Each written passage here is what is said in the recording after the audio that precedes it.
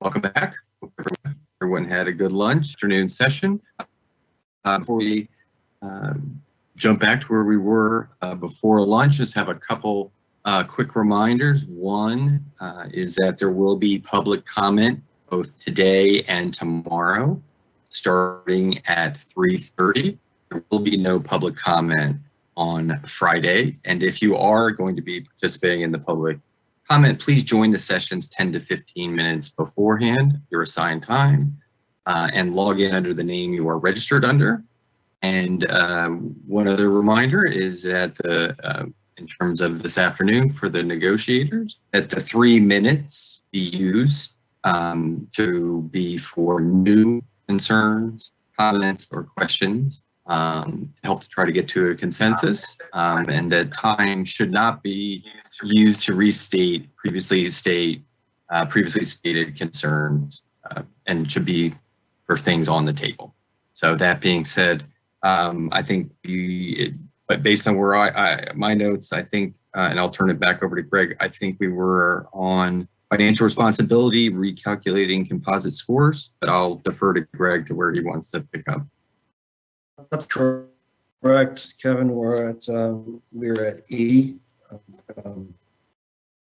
paragraph E, recalculating the composite score. I know we were experiencing some difficulty with transmission, so just hopefully that's not going to be too much of a problem here as we go forward. But if it is, and my picture freezes up in an awkward moment, please forgive that. It's interesting how when your picture freezes, it's always at a moment you don't want. The look on your face is always like rather upsetting. So hopefully that won't happen here. So we're starting with E, recalculating composite scores, and we have added here a reference to recalculating the composite score for the contributions and distribution under paragraph C1. C110, which we were just discussing prior to the break. I'll have some more information on that forthcoming, but don't have that right now. So I understand what the concerns were related to that particular requirement. So I don't think there's any need to reiterate those as it relates to recalculating the composite score, since we've already spoken about those. And then the next area here is still under E,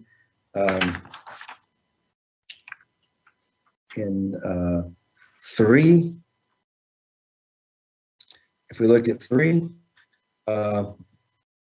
for a just if we could just arrow down just a little bit to get the 3 there, I think. Right.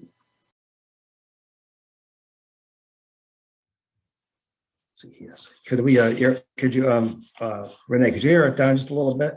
There we go. 3. Thanks. Appreciate it. So this chance here, we've added a missing word here to this item. So I'll just this is for a proprietary institution, the withdrawal of equity in the entity whose financial statements were submitted in the prior fiscal year to meet the requirements of 66823 in the year following the change of ownership in the entity whose financial statements were submitted to meet the requirements of 600.20 G or H will be adjusted as follows. And that is all it is in E. I'm going to go through F and then go back and comment since E was so brief. So let's move on to F, which is reporting requirements. And after that, I'll allow for comments and discussion. So we're moving into F, which is reporting requirements. And the first change is in F1, Romanet 4, on page 17. And we see it there. And this is just, we've corrected a cross-reference and clarified the language. So for contribution and distribution, just again described in paragraph C110 of this section, and or repayment of short-term borrowing in paragraph D10 of this section, no later than 10 days following each transaction.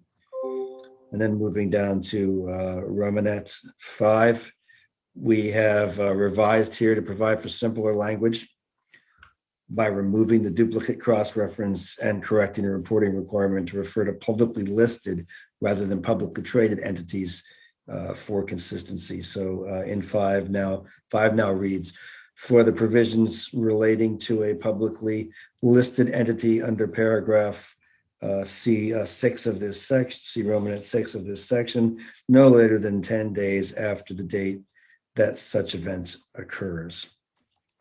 And there is a change in Romanet 6, which is updating a cross-reference here to refer to D9. And we've also updated a cross-reference. And then if we move on to Romanet 10,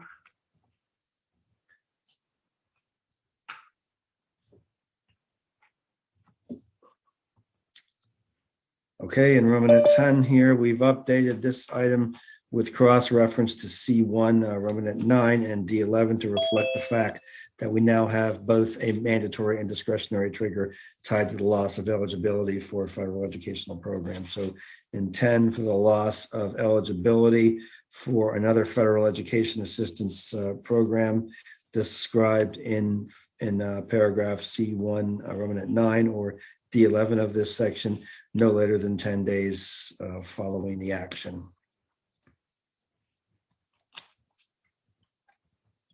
And in looking at 3, in number 3, in 3C, we just added a missing word to the item here. So that's not much there. And that is pretty much all for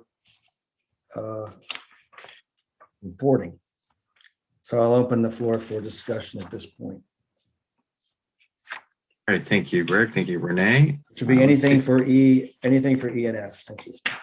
Yes, on E and F. Let's see, Kelly, I see your hand up. Thank you. I have a couple of questions, and then I just would like to make a statement. As it relates to contributions and distributions for the 10-day following each transaction, do you take those together? So would it be 10 days after the distribution? Because I don't know that you care about the contribution by itself, because what we're looking at is the contribution and the distribution. So is it 10 days following the distribution? Yeah, taking the totality when the distribution occurs after the contribution. Okay, so contribution and distribution are looked at as one transaction as opposed to separate. Yeah, I believe yes.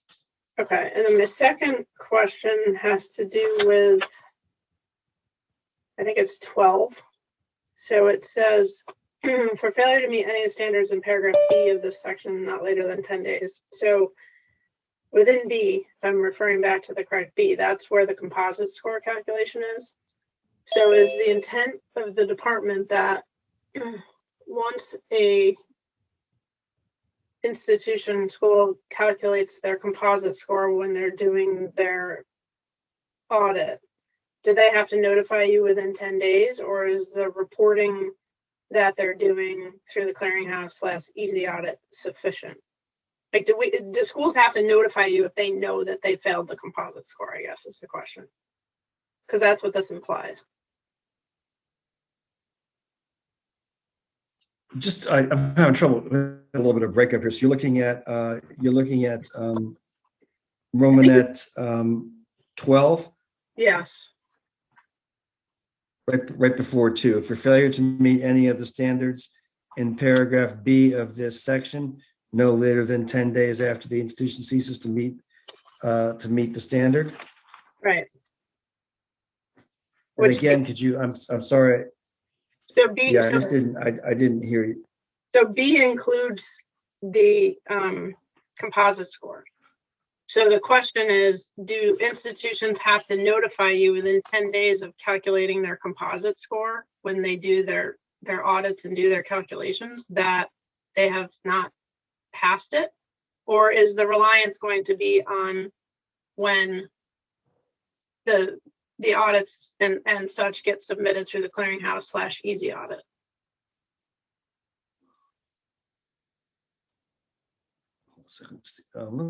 Steve, do you have anything to add to that? I'm gonna see if Steve can respond. So you're talking about are we talking about a single audit submission that's been finished, but it's finished prior to the 9-month deadline for submission? No, I'm saying, like, so when I do my audit, right, I calculate my composite score. We go through, we have to provide it to the auditors. It's a piece of audit evidence that we give them. So when I do that, I know whether or not my score is passing or failing. And so I guess my question is, this is saying that I have to tell you within 10 days whether or not I failed. Or does that not equate, and you're simply relying on the information that's submitted with the easy audit when you do that, when you redo those calculations? So my understanding is we want the audit submitted with that calculation within 10 days of when the institution has it in hand. Not necessarily, you know, if that's earlier than the 9-month deadline, we want it earlier. But I don't think we were talking about a separate reporting of the composite score calculation. Okay, so maybe suggest that when it says meets the standards of paragraph B, that you say B2 and B3 and 4 and exclude 1. Yeah, we'll look at that. There's also just a possibility I'm wrong, Kelly, but we'll check on it. Okay. And then the last thing is, and I know I didn't get it in time for session 2. So I had submitted some language for number 3 as it related to a possible appeal process as it related to the composite score calculations. And I know it's not in here. So I guess, one, I just would like to understand the rationale for not having an appeal for the composite score. But 2, I just want, again, to say, and I know we're not talking about the composite score in this neg reg, but it is a very important calculation, obviously. And I think we've talked about the fact that there are some challenges with it. And, you know, the department has agreed, I think, that there's some challenges with it. But there's real concern over what was added in the last rulemaking as it relates to refinancing debt. Institutions who fail financial responsibility because of 30 seconds, Kelly. The fact that they've made those decisions to refinance debt. This is something that is going to potentially affect students. Schools are not potentially going to be making the right business decisions because it could change their calculation in their composite score. So I would strongly encourage, if there's some way to add an appeals process for the composite score so that these can be looked at before a school is determined to not be financially responsible as it relates to sound business decisions that they've made relating to recalculating their debt. Thank you. I'll take that back. Thank you. And I think I will say we you know, as we said before, that we were not. I understand that there are concerns about the composite score, and that there is a great deal of appetite out there to have that looked at again, but it's not within the scope of this negotiation. So I don't think we're going to entertain anything related to that, including an appeals process. But I will take it back. Thank you. Thank you, Kelly. I see our esteemed advisor, Dave McClintock. You're up. I'm glad I got Kevin on board. Brady's next.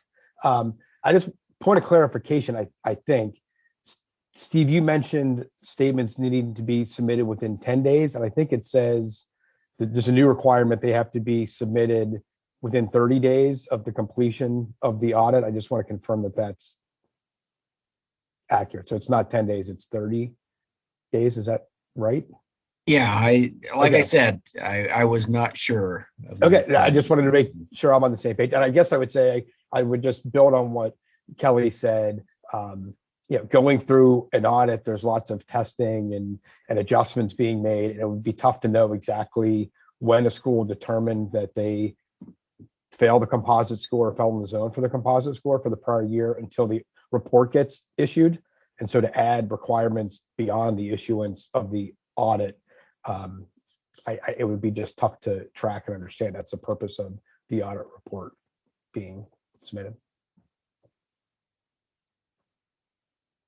Thank you, Dave. Thanks for that. Okay, I don't see any other hands. We'll turn it back to you, Greg. Great. And I want to say that we appear to be having some trouble with the audio, with the video feed. You probably noticed that you can't see all of the, I like to call them Hollywood squares that come up here. So that we are having some issues. We're trying to resolve that as we speak. But I think that audio, while there are some issues, is sufficient to continue. So I will continue then. And we finished F, and so we'll be moving to into G. There are no changes in G. So I'd like to move on to H, which is audit opinions and disclosures. Thank you, Renee. And we have further clarified the language in this section to streamline reading and further express our intent. So just reading through this is even if an institution satisfies all of the standards of financial responsibility under paragraph B of this section, the secretary does not consider the institution to be financially responsible if the institution's audited financial statements include an opinion expressed by the auditor that was adverse, qualified, or disclaimed opinion, unless the secretary determines that the adverse, qualified, or disclaimed opinion does not have a significant bearing on the institution's financial condition. And that is that's the changed language there. And I'll just continue to read that because it carries over to the end. So, or include a disclosure about the institution's ability to continue as a going concern, unless the condition has been alleviated, and then the secretary may conclude that diminished liquidity, ability to continue operations, or ability to continue as a going concern has not been alleviated, even if the disclosures in any way provides that those concerns have been alleviated. So basically, just some wordsmithing there to clarify our intent and make that a little more streamlined. And that is everything that we have for H. Audit opinions and disclosures. I know that was really rather brief, but I will take any comments on H because I would like to not have too many paragraphs go, or at least finish out that site before we move to a different section. Thanks, Greg. Thanks, Renee. Does anyone have any comments on subsection H? Yes, Kelly.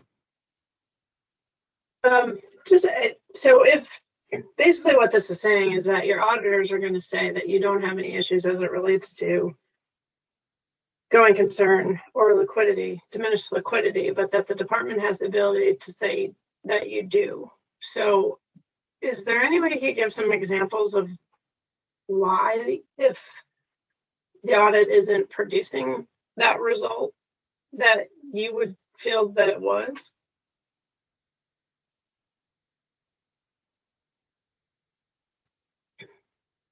I don't know that I have specific examples. I can try to get those from our audit group if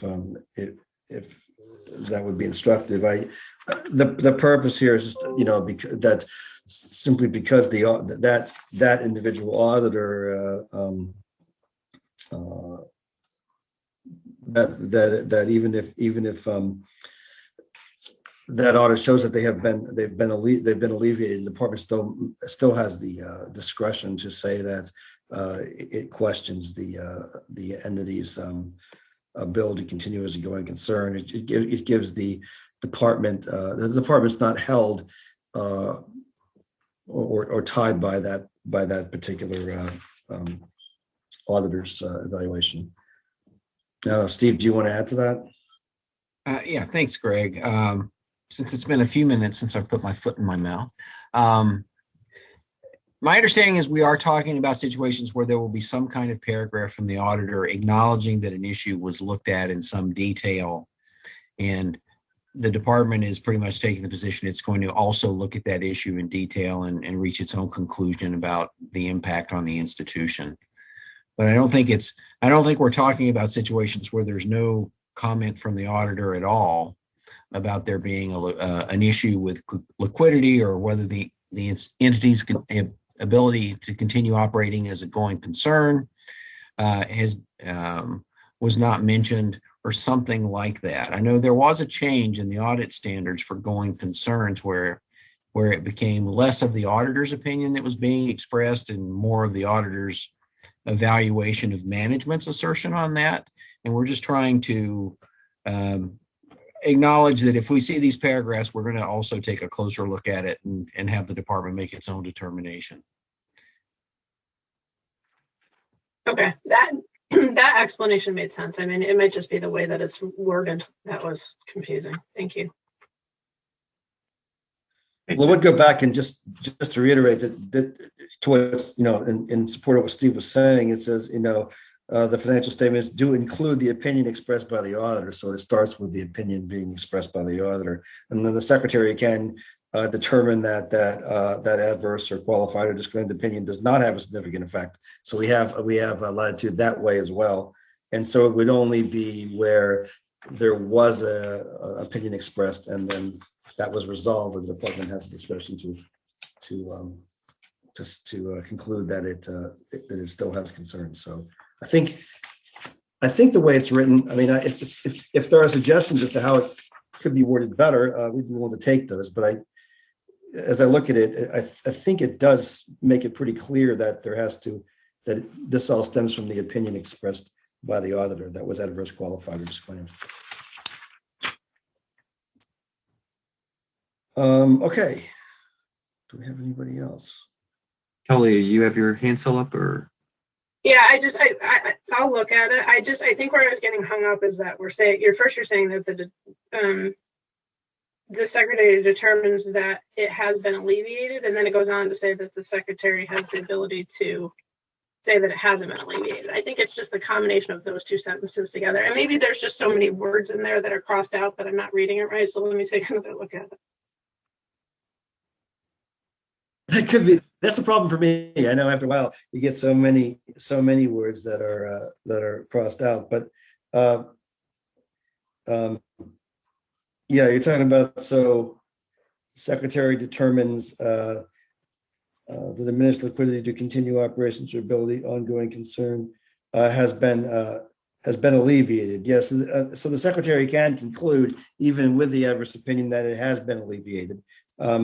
We can also, as is stated in Romanet 1, determine that the adverse qualified or disclaimed opinion has no significant bearing. So we do. I think what it's really showing is that we have discretion about the opinion going both ways.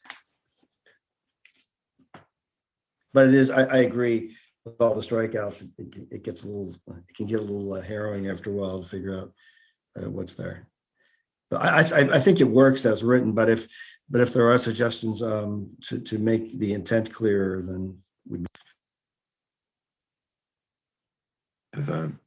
Thank you for that. Brief announcement: David Sokolow is going to be coming to the table for state agencies for the remainder of the day. Are there any other comments on H, specifically to H? Okay, Greg, back to you. Thanks. And again, there seems to be a little bit of problem even with the audio, so I do apologize if anything breaks up. And if I have to ask anybody to repeat themselves, it's because it didn't come through. It didn't come through well.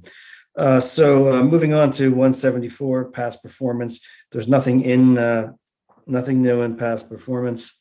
The next section is alternative standards and requirements. And in here, we have, there's nothing in there as well, nothing new in that one either. And then the last section is, we move on to 176, change in ownership. And in 176, let's make sure I get this correct. In 176, in 176 C, we have some Hey, changes. Greg.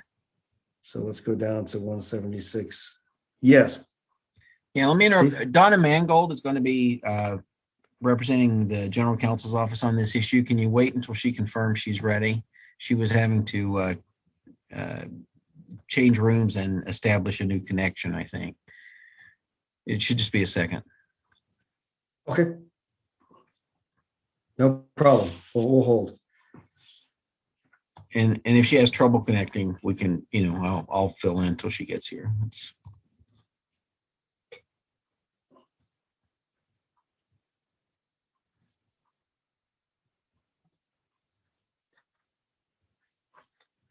Oh, okay, everybody's back. All right, fine. So yeah, okay. Well, we can go back to see. Steve, you are going to stay on until Donna joins, correct? Yeah. I'm sorry. I was just Okay. All right. No problem. No problem. Possible. So in C, this is acquisition debt. We have made this a subsection to and added cross references to ensure the language is sufficiently clear. So this is now a subsection, acquisition debt, notwithstanding paragraphs B3, Romanet 1, A through C of this section. The secretary may determine that the institution is not financially responsible following a change in ownership if the amount of debt assumed to complete the change in ownership requires payments either periodic or balloon that are inconsistent with available cash to service those payments based on enrollments for the period prior to when the payment is or will be due. And in paragraph D,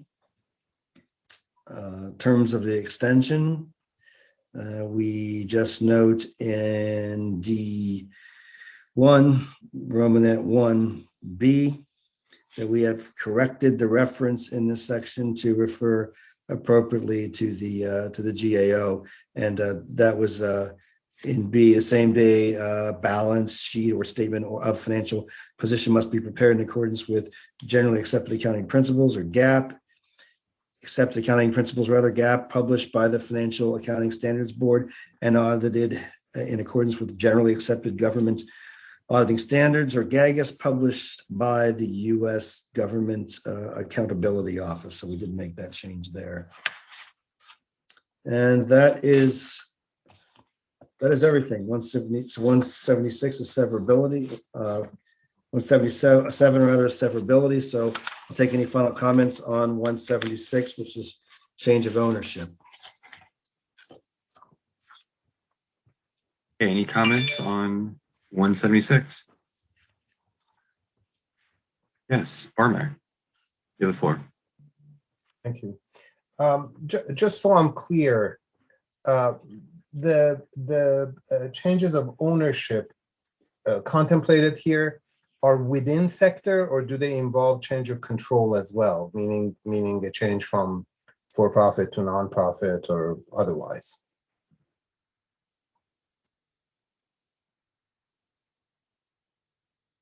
I'll ask Steve to confirm, but I think it would be any change of ownership action. Yeah, it's any change of ownership resulting in a change of control under the statute and regulations. So this does include conversions, acquisitions that cross sector lines. Yes, those come within that category. Okay, if that is the case, I'm just curious about subsection C, acquisition debt at the bottom. I'm not sure how the department is going to calculate the amount of future cash available for a future payment, regular or balloon payment, based on future enrollments. How would the department do that? That's not a cash flow analysis, that's a forecast, right? The forecast based on another forecast.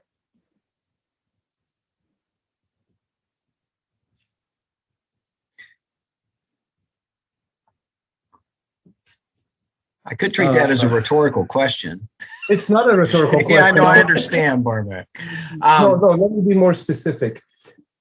If this is intended to be a cash flow analysis that circumvents the prior conditions, that what the department appears to be contemplating here, quite rightly so, is the possibility, particularly now that I know you could cross sector lines, is the possibility that the new entity, however it's categorized, could satisfy the requirements that you have already put in place with regard to the composite store, and could go through all of the various financial responsibility metrics that normally apply, but that it could still be of sufficient concern for the department to flag it as not financially responsible. And what you're citing here is I guess a cash flow analysis that indicates the deal is not tenable. And my problem with it is that it really is based on two estimates that I'm not sure the department would be in any position to either make or defend.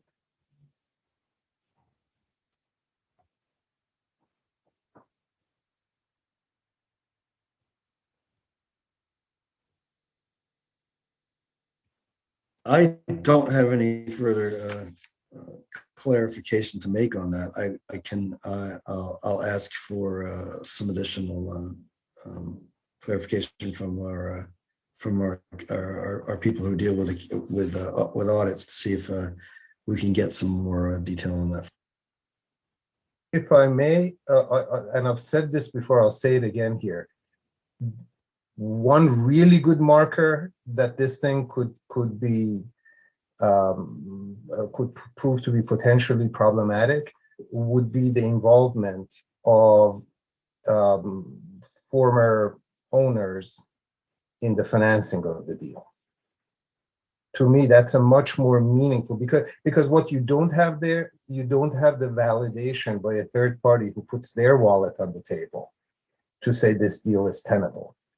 So I'm really worried here. Barmek, 30 seconds. Okay, I'll stop. Thank you, Barmek. Before you get going, Kevin, I just want to let Steve and Greg know that Donna is in the meeting now. She has joined if you need to make that switch. Yeah, I think it'll happen with a change in the issue paper. Thanks, Cindy. I was jumping the gun before for some reason. No worries, Steve. Welcome, Donna.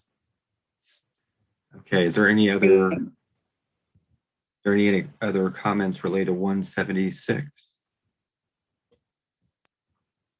Yes, Kelly. I can put this in the chat, but I think I echo, as I read this, I think I echo Barmek's concerns on this, because, as I look at all the requirements in this change of ownership section, you're looking for financial statements for the, the new owner, right? So you don't have what those financial statements are going to look like consolidated. Unless you use the same day balance sheet, assuming that that means that you're combining the two there, but you don't have any income statement. You don't have a complete set of financial statements to determine whether or not the resources that new institution has to pay their debt is sufficient. And I would question whether or not the department would have the purview to determine whether or not they have the resources to pay that debt, because that new institution could restructure a number of things after they merge.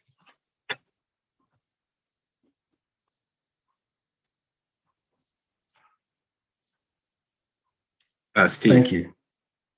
have your hand up? Yeah, another concern I think that's addressed by this, but it's not, I don't think it's the sole reason this is being proposed, are transactions where pretty much all the equity is sucked out of an institution to try to finance the acquisition by the purchaser. And so it's the institution that's left with a lot of the debt on the books. But yeah, Kelly, I think we'll take your concern back too. Yeah, and maybe, and if it's an equity concern, maybe there's a way to write it such that the equity, if equity is used, I don't know.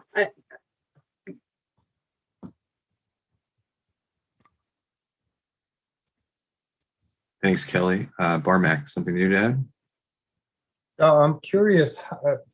The scenario that Steve just painted is, of course, the one would be concerned about.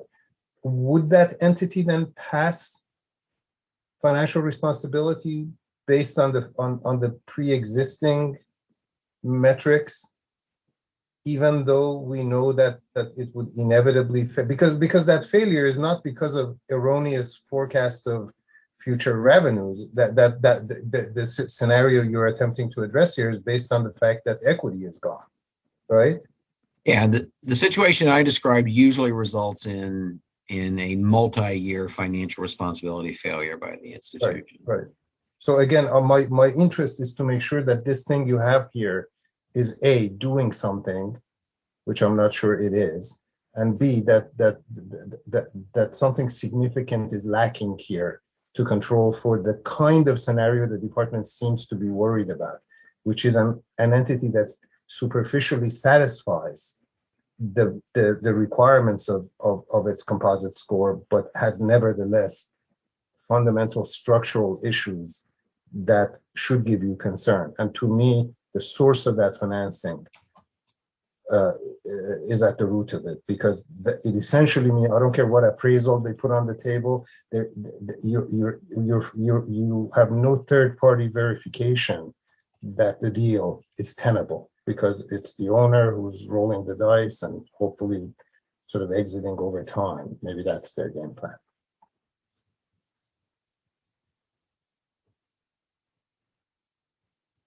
Barmac, Dave, I see your hand up. Yeah, and Barmac shared some of what I was going to say. Is I'm trying to figure out what is new being covered here. So if it's debt coming up in the next year, at the change of ownership, you do the asset test and you compare your cash to your current liability. So if you have to pay it in 12 months, it would already be caught by the asset test ratio. And then the tangible net worth test historically identifies the issue that Steve was talking about. If it's a highly leveraged deal with significant debt and not enough equity, the deal would have composite or would not meet the tangible net worth test, which would already be covered in other statutes, I think.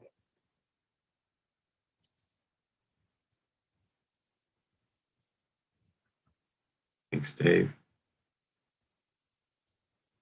Okay, I don't see any other hands. Greg, would you like to take a consensus check on financial responsibility? I would like to do that. I have a couple of things I'd like to discuss internally. So if it please the negotiators and the facilitators, I'd like to take about a 10-minute break here and just come back. I'd like to just discuss the acquisition debt issue, because I know it's been raised. I don't want to be dismissive of it and just move to a vote of consensus without having properly addressed it beyond what you see here. So if I could request that. Yeah, no, that'd be fine. We're gonna have back a at break. 2. Sure. We'll break at 1:40, almost 1:49. We'll break at 2. We'll come back live at 2 p.m. Eastern, so we can go offline.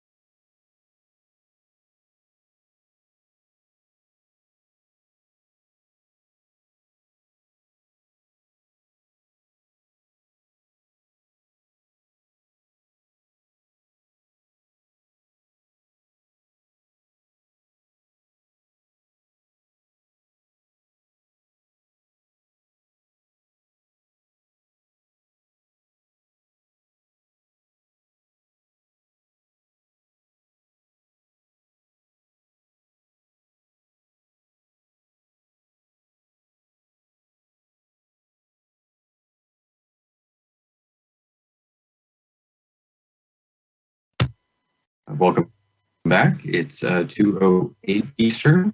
Back from our break. I'm going to turn it back over to Greg. Greg, take it away. Thank you. Before we continue onto a consensus vote here, I just wanted to clarify. I did get confirmation that we, in going back to, I want to make sure I get this correct, under the discretionary triggering events and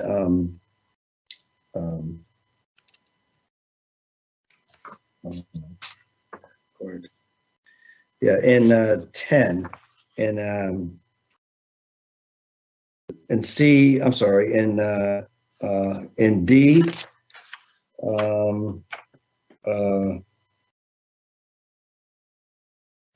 so that's correct. No, I still don't. Hold on a second.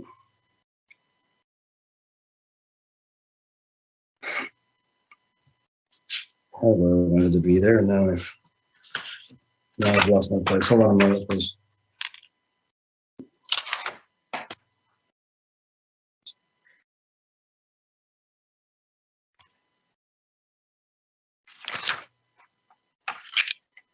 E10, page 15. Yeah, okay. Page. Yes, I'm sorry. I just was drawing a mental blank there. I don't know why I'm having so much trouble with this. Right, that's correct. In D10, so where we, in the discretionary triggers, where we had the institution's financial statements submitted to this part, include a credit or loan borrowing from the last quarter of the fiscal year that was then repaid during the first 2 quarters of the next fiscal year. There seemed to be a relative amount of agreement among the negotiators that they'd like us to take a look at this again, and in the interest of reaching consensus and being attentive to the concerns of the negotiators, we are willing to remove 10. So I just want to make that clarification. And then before we move on, I'm going to turn it over to Steve to address acquisition debt. Back in 176 C. Right. So what I understand now is that we have had some situations in change of ownership reviews where the review of the same day balance sheet appeared to yield a passing score, and that was due in large part to certain debt arrangements not being finalized, that when they were put on the books a few days later for the acquisition debt, it was really clear that the entity should have failed the same day balance sheet. And so this is going to provide the department with the ability to look at these finalizations for acquisition debt and take that into consideration when evaluating the institution's financial responsibility after a change of ownership.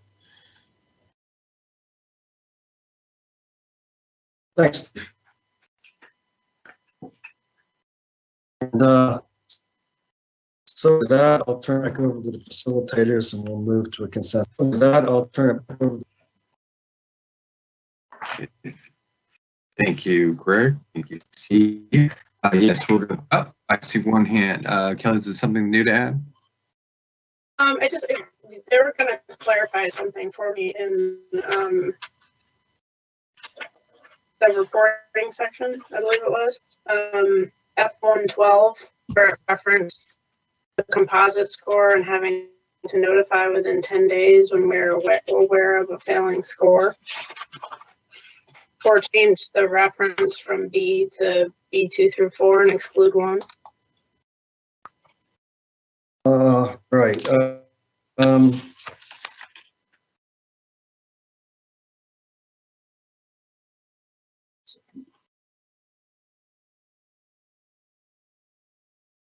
Steve, I don't think we brought that one. We may have neglected to discuss that one.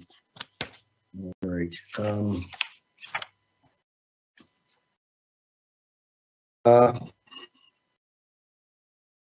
Greg, you want to take a short break to look that over if you haven't? Just or- give me, give me, we don't have to go, just give me about a minute minutes offline.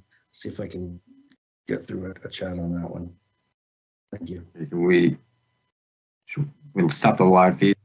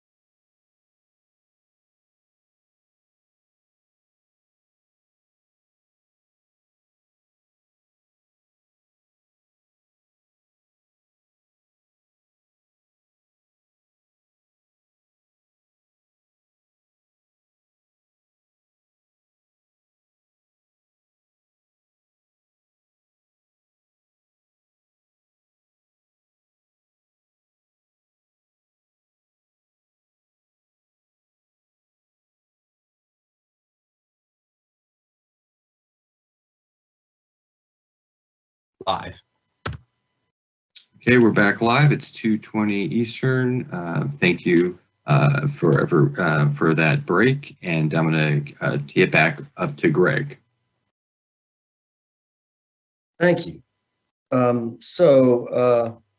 We had a question regarding before we move to vote consensus on reporting requirements, and that was in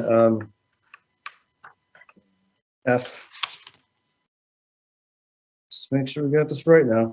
F1. It's under Romanet 11.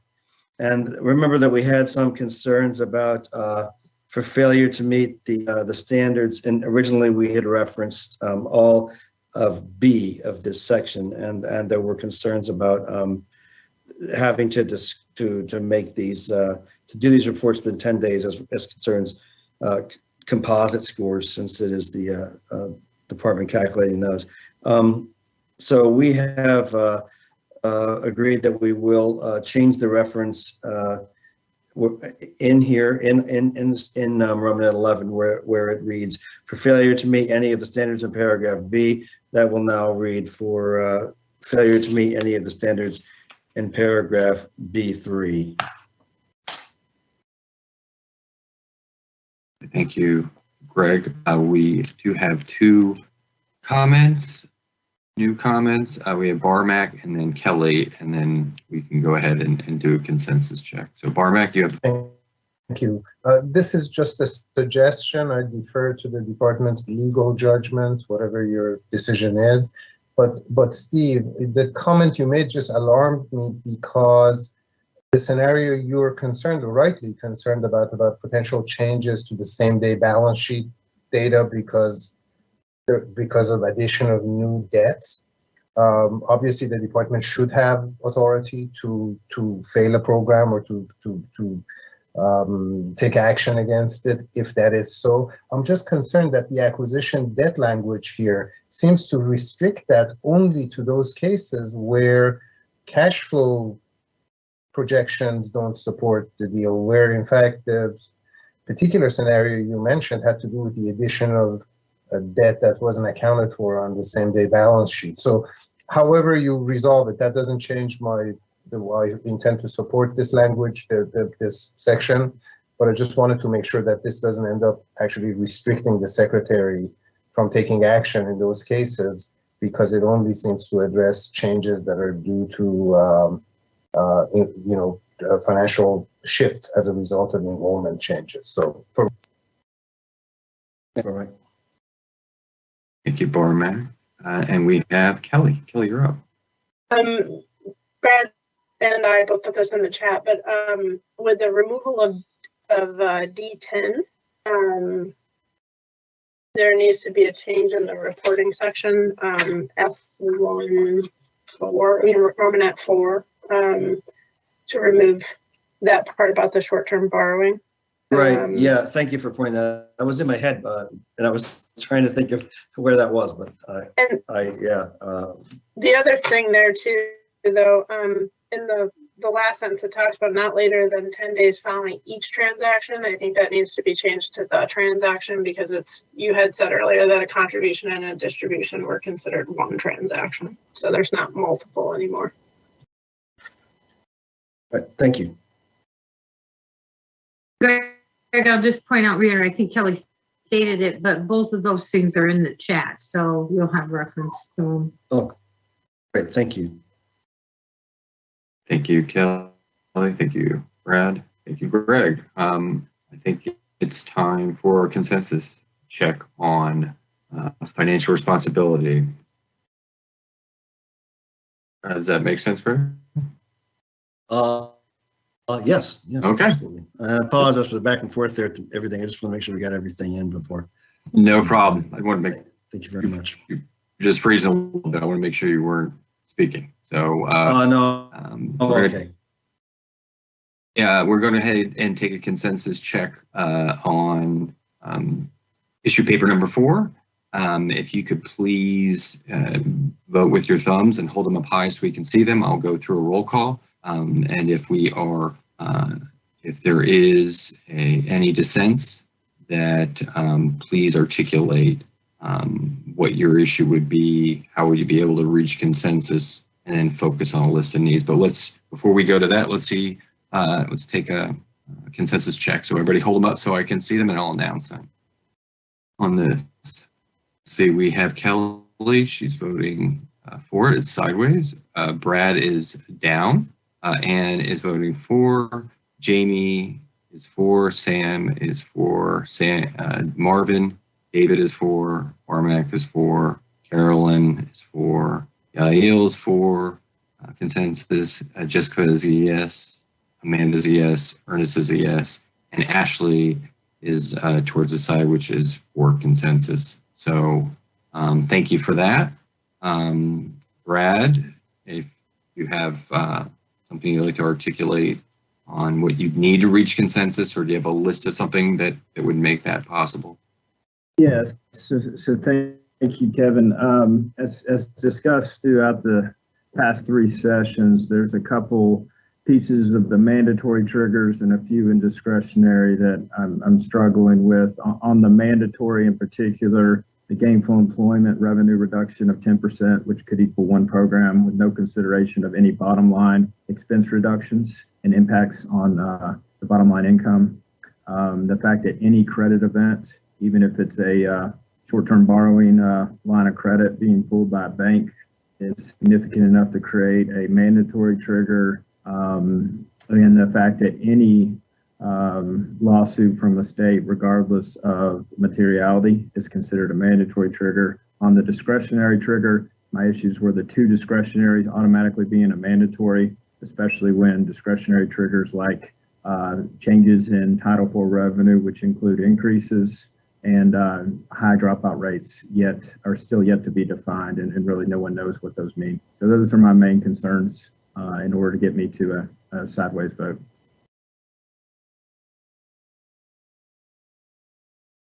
Thanks, Brad. Okay, so I think we're on to issue paper number 5, changes of ownership. So I will turn it back to Greg to start going through that. Thanks a lot, Kevin. And just want to reiterate, I believe Donna Mangold is here for representing the Office of General Counsel for the department.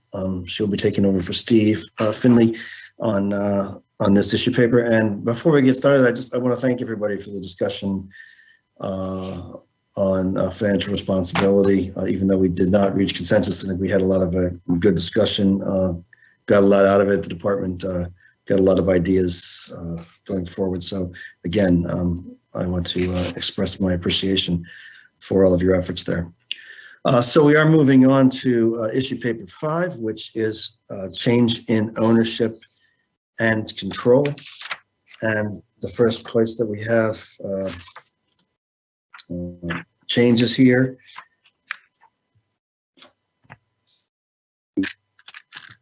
And under our definitions, this is 600.2, moving to the definition of a nonprofit institution.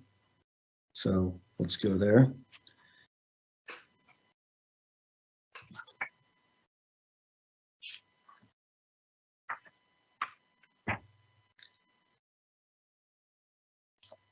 And for those of you following on paper, that would be at the top of page 3. So here we are at nonprofit institution. There are changes here to the first part of the definition that are intended to be non-substantive changes, just to further clarify the language.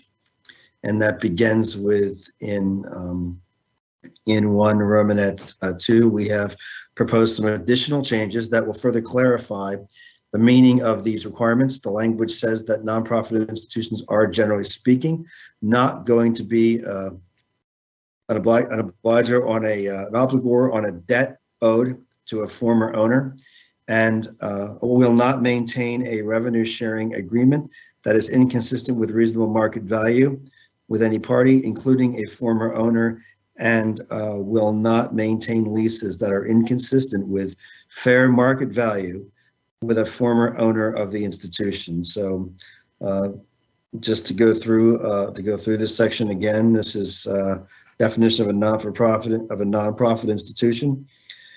Is an institution that meets the requirements in either paragraph 1 or 2 of this definition. And paragraph 1, a private nonprofit institution that is owned or operated by one or more nonprofit corporations or associations, and no part of the net earnings benefits any private individual entity or individual as determined by the secretary. Is legally authorized to operate as a nonprofit organization by each state in which it is physically located, and is determined by the U.S. Internal Revenue Service to be an organization to which contributions are tax deductible in accordance with Section 501c3 of the Internal Revenue Code, except that in determining whether the requirements of paragraph 1, Romanet 1A of this definition have been met, the Secretary considers the entirety of the relationship between the institutions, the entities in its ownership structure, and other parties, by way of, for example, for purposes of participating in the federal student aid programs, a nonprofit institution is generally not an institution that is an obligor either directly or through any entity in its ownership chain on a debt owed to a former owner of the institution or natural person or entity related to or affiliated with the former owner of the institution.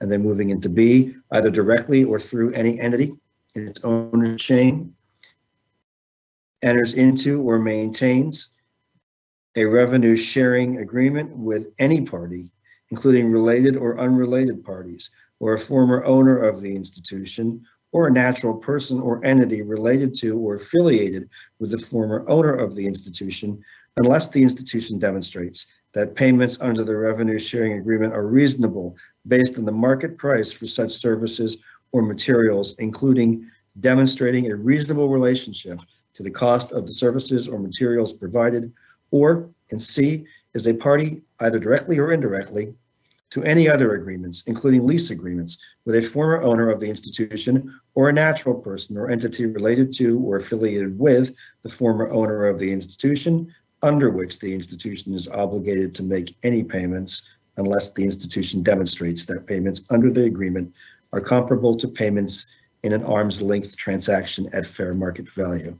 So there's a lot there. So, and we are at the end of the definitions of 600.2. So I'll stop there and open it up for discussions or comments. All right, thank you, Greg. Real quick announcement before we get to the negotiators' comments. Johnson is coming back to the table for legal aids. So welcome back, Johnson. And then let's see, we have Carolyn, you're first. So you have the floor. Thank you. We are concerned about the addition of language in this section that refers to fair market value and reasonableness, because those are exactly the sorts of things that have been used in the past where we've seen conversions that were actually the exact kinds of things that we're trying to prohibit with this rule. So new language would permit institutions to obtain nonprofit status in a conversion deal that includes ongoing payments as long as those were market price or reasonable. But this sort of valuation is easily manipulated. And so the new language is creating a safe harbor for the exact type of deals that are problematic and deals in which the value of the institution or services is inflated at the time of the purchase. What we would suggest to address this concern is to return to the language that was proposed in the earlier version of the issue paper, which provides flexibility to the department to look at a situation, and it doesn't prohibit all situations where there is an agreement, with a former owner, but it just says they're generally going to be considered problematic. But we strongly suggest returning to the former language and eliminating in B and C the language that says unless, everything after the unless, because that is what we consider to really render the whole provision useless as a protection.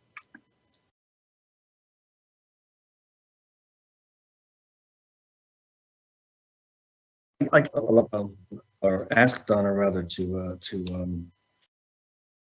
add more if she feels the need to do so. We in looking at this, we can't anticipate every circumstance that's going to come up. So we believe that this language gives us a more leeway to apply the requirement where appropriate.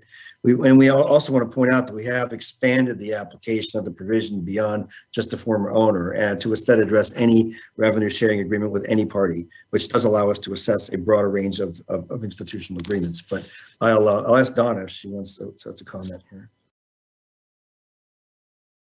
My comment would be that we actually do assess the reasonableness of what is being put before us to demonstrate market value. Because there has to be some space for looking at a transaction that just because it's with the former owner or an affiliated party may make sense. For example, a lease, you have a building and it's already outfitted and maybe there's no market to sell the building. And to actually not allow that lease to go forward could potentially cause problems. But what we do is we require valuations. We vet the valuations for reasonableness. We have rejected valuations that we deem to be not reasonable. The comps are wrong. The market size is wrong. We have rejected valuations of leases because the credentials of the party doing the valuation was not adequate. So we really do have a lot of flexibility here, and we are simply not going to take a piece of paper that says this is the market value and deem that to be an adjudication of market value.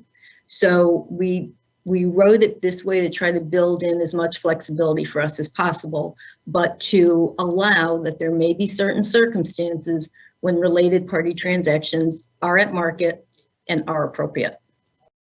Would it be okay for me to respond again, or should I get back in the queue? You can respond back. You still have some time I was going to remaining. say, thank you. Sorry, it just seems to me that there was more flexibility in the language that was used in session 2, which we did not have this objection to, because it still gave the department the ability to make a determination. It just didn't create sort of this sort of weird presumption that we see here, that if someone comes in and can point to one person or whatever that says this is fair market, then that is going to be okay. So we suggest that there's actually more flexibility in the prior version, and a better approach.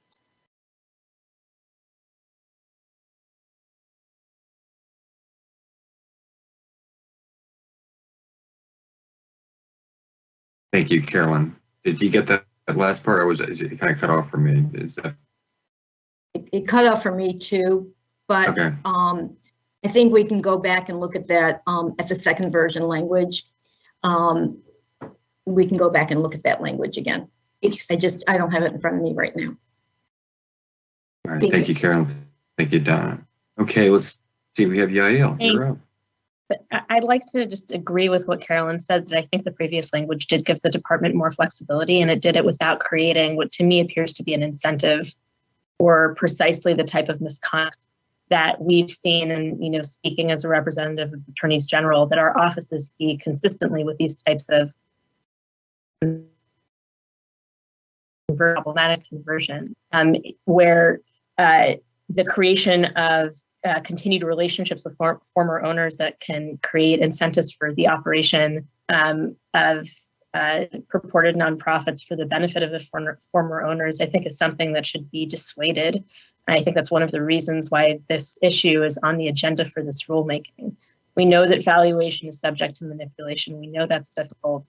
To the extent that the department has expectations about how to establish valuation, I'm also concerned that the department will include language that's, both this specific without including a clear outline of third-party, unbiased, extrinsic evaluations of fair market value that institutions would be required to bear the burden of demonstrating here. But my very strong suggestion, I'd like to note that this is language, the addition of which is deeply concerning to me.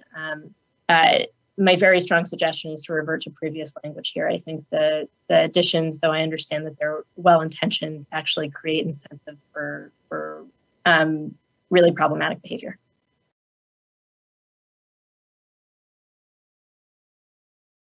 Thank you, Yael. Let's see, I'm just making sure. Okay, we have Kelly, you're up.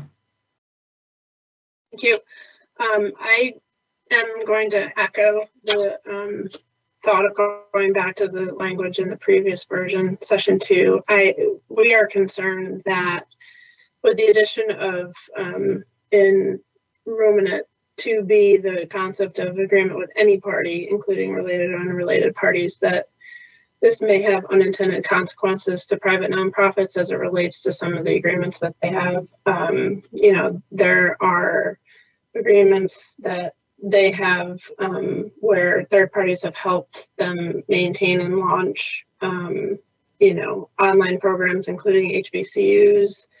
There are many agreements as it relates, revenue sharing agreements as it relates to food service or bookstores or things like that.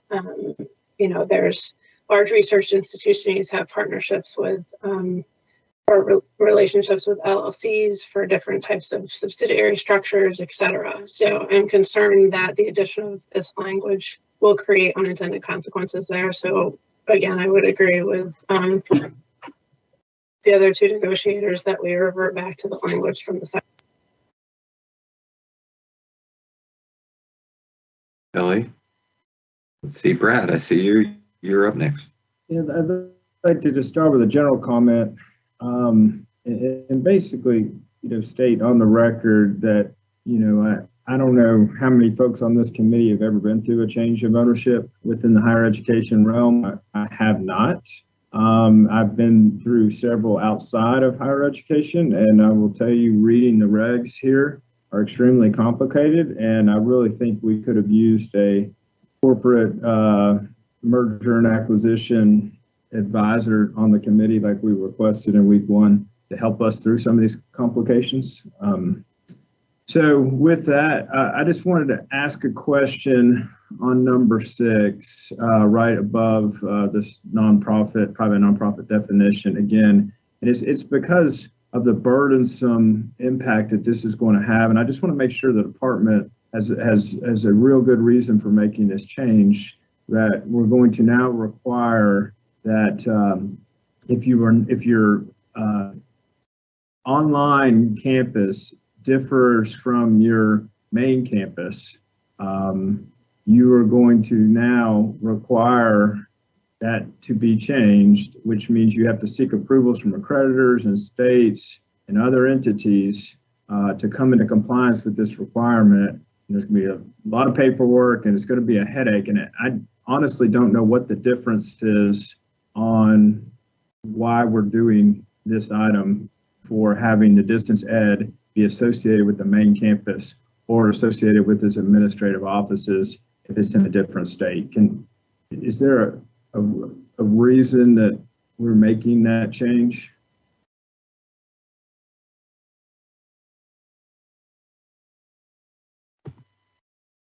Okay, Brad, I don't see. Talking about 6 in 6, Brad?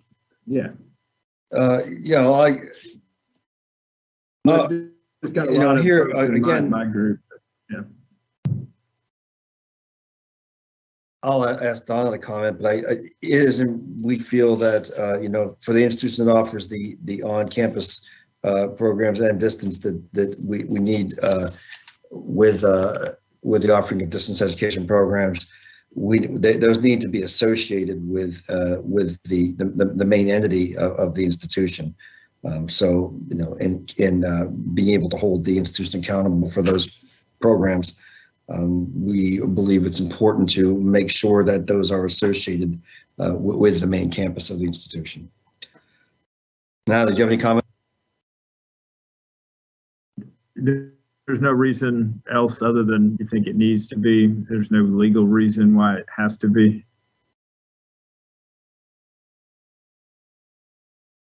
I'm not aware of a legal reason. I would yield to Donna on any legal. No specific legal reason, but it just in terms of accountability to actually have a deemed location. Okay. And then second question, and I'm just confirming, because this was discussed in week 2, that the reason why we changed the definition in Romanet 1 to a private nonprofit institution is because we're now excluding publics from the definition now. Is that the reason for the change? Makes it consistent with the statute. It mirrors the statutory language. And in I think this section 103.13, but I'm just confirming is by this change, publics are now not subject to the definitions in section 1. Is that accurate? Brent, I'm sorry, I missed the question. That they are or aren't. You're looking at 600.4? Let's see, I'm right here in this. No, the definition of a nonprofit institution still, right? Yes, right, it's above 600.4. It's 1 Romanet I right above that. A private the nonprofit definition of institution. nonprofit. It used to just say nonprofit. Now we added the word private. Hold on.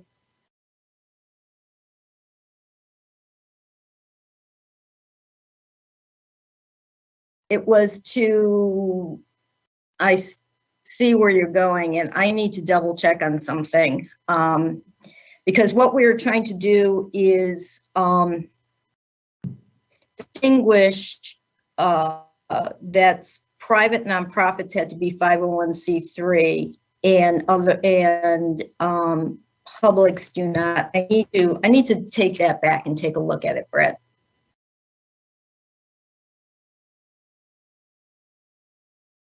Thank you, Donna. Thank you, Brad. Let's see. I see Johnson. You're up.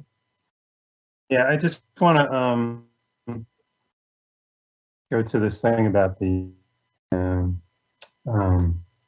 market price reasonable and how difficult that is to assess. I mean,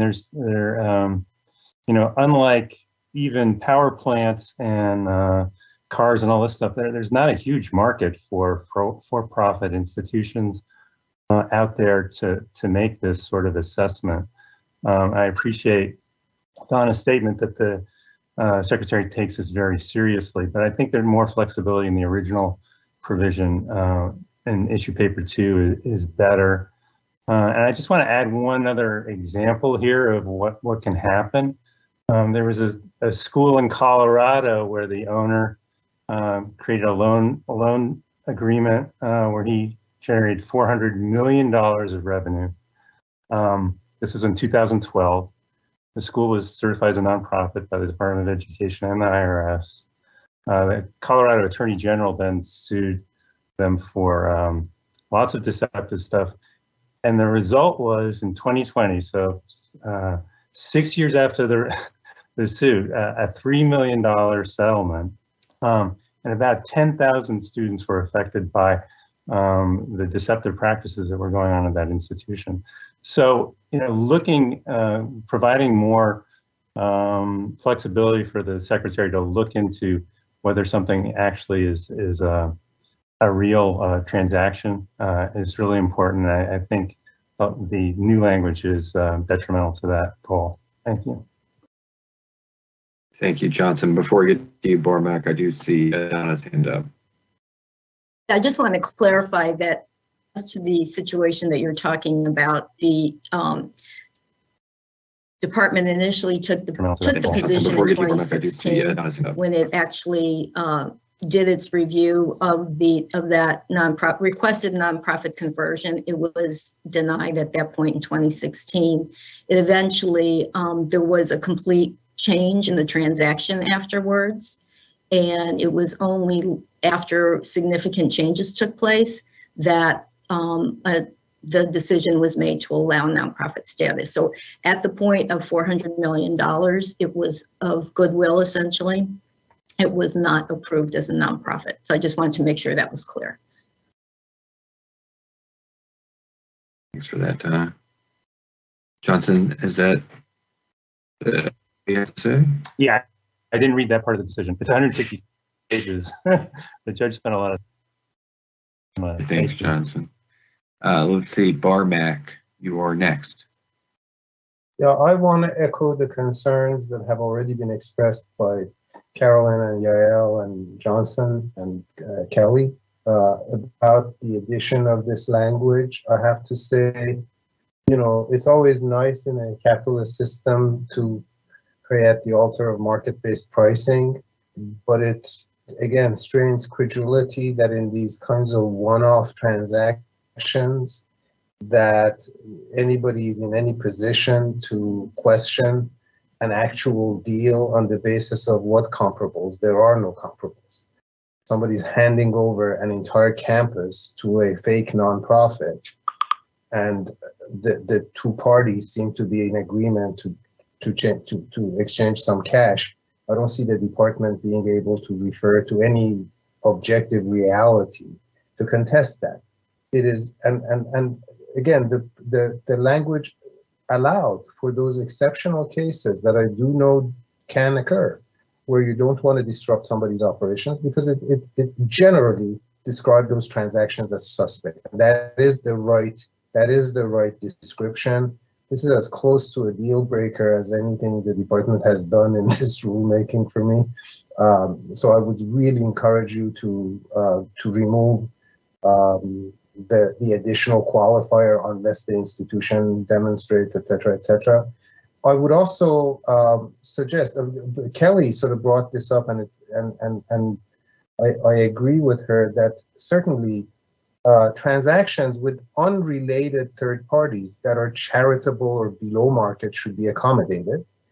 Transactions that go in the opposite direction by a nonprofit, even if it's with an unrelated party, are problematic. If we had a robust Internal Revenue Service, those transactions would be flagged as violating intermediate sanctions, as excess benefit transactions. And because the Department of Education tends to be the only financier of these potentially fake nonprofit, I would actually modify the previous language to do capture transactions with unrelated parties if they represent excess benefit transactions. This would accommodate Kelly's concern that if somebody wants to do a charitable donation of services, that's okay, and they're not related to the former owners, that's fine. But if the entity is being set up to benefit some third party, the department is the only group. Remember, these are not viable nonprofits. Nobody else except the department is giving them a dime. And therefore, the department must take the position of a donor, not of just an agency shoveling money out the door. And therefore, excess benefit transactions that simply require a penalty by the covered individual should actually result in loss of eligibility by the sole funder of these entities, which is you. Barmack. Let's see, Jamie. I'm happy to defer to Kelly and others who want to speak specifically to that. Do you want? Okay. It's up to you, Jamie. Sorry, Kelly. Or you can go ahead. Not seeing them reaction, I'll wade in. I think that Carolyn made an interesting point when she used the word presumption as we're struggling with all of this. It seems to me that the regulation actually ends in 2, at the point after it says the secretary considers the entirety of the relationship between the institutions, et cetera, and other parties, period. by way of example, are truly examples that go to the secretary's determination about the entirety. And so it doesn't change what the secretary can do, but it does change the tilt. Is it who's arguing which, in what order? So I think it is important as a signal, but it doesn't, this is a neutral comment. To what degree does it really work to balance appropriate arrangements and arrangements that the secretary should determine don't fit? Excuse me, I apologize. Barmack is focusing on how to solve a particular set of problems, and others. He was the most recent. One of the things I'm also trying to do is think about where it will bite on arrangements that should not be burdened or complicated, and whether those can also be handled in the entirety or whether there should be word changes. For example, we are looking at an institution separating from a public institution, and the public institution may want to capture some of the value that that entity is taking to be repaid to the people if that piece with agreement on both sides decides to part. If I'm the school within a museum and we all agree that it makes more sense for my school to be a separate nonprofit entity from the nonprofit museum, should A be changed as an obligor on a debt owed to a former for-profit owner of the institution? Or will the department's answer be, we can look at all of those variables within the entirety of the relationship. We don't need to specify here. So this is really in the as applied, and what is regulation and what 30 is seconds. descriptive Amy. that the department feels would be helpful to put into the regulations so we understand the context and what they will look at for entirety, but what legal weight does it have either way? Thank you. Okay, thank you, Jamie. Let's see. I see Kelly. You're up next. Jamie, thank you for the offer to skip today. I was actually wanted to bring up something else. So in number 6 above this, the nonprofit definition, Brad, I didn't catch this the first time around. I'm glad Brad brought this up. But when it says that the distance education program are associated with the main campus, what does associated mean? So for example, you have your main, you have your main campus, and you might have a branch campus, and that branch campus might be solely responsible for your distance learning program. So does then that fall into what you're proposing here, because it's not technically the main campus? So I guess my question is, what is associated with? And if the distance ed programs are being run out of the branch campus, this could potentially create problems for a lot of private nonprofits as well. So I kind of agree with Brad. I'm not sure what the intent of what this is trying to do, because it may create unintended consequences for distance programs in private nonprofits. I'll take back the question about a branch campus as opposed to a true an institution that meets the true definition of a branch campus with its own administrative authority. And I don't know if I can clarify that now, but I will try to get a clarification of that. I still want to reiterate that with the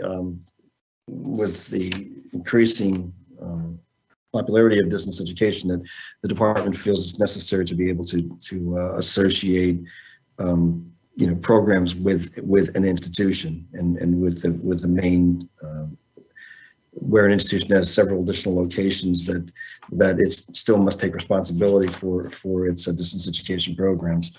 This is especially important where you have students from different states attending via distance, some type of telecommunication. So we do have a real interest in being able to know where those programs are. But I will take back the question about as it relates to a true branch campus. Thank you. Thank you. Brad, you're next. My comment was similar to Kelly's, and I'll add to it. I'm getting significant pushback from my constituency group because our read, based on what Donna just said, and the read of the text is that if distance education is taught out of a branch campus, you got to go through all the state and accreditation and programmatic approvals to move that to your main campus. And so I'm hopeful that that can be changed. If not, given the site visits and the amount of paperwork we're talking about here, I'm getting asked if we could at least get a 1 year period of time to go through the process of getting this done, because it is going to be incredibly burdensome to do this. So at a minimum, if you're going to force this, we would like at least a year, I guess, policy to let us get into compliance.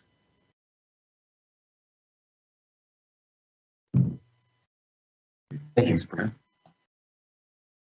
All right, let's see. Barmack, you're next. On this issue of location, I had originally submitted language that the department chose not to take. That's fine, but let me just note that in setting up a system that ties location to where the institution is as opposed to where its students are, you can set up a form of forum shopping that is probably not advantageous to program integrity, because it's very easy to set up a mascot campus in a state of your choice and then reach out and enroll huge numbers of students elsewhere.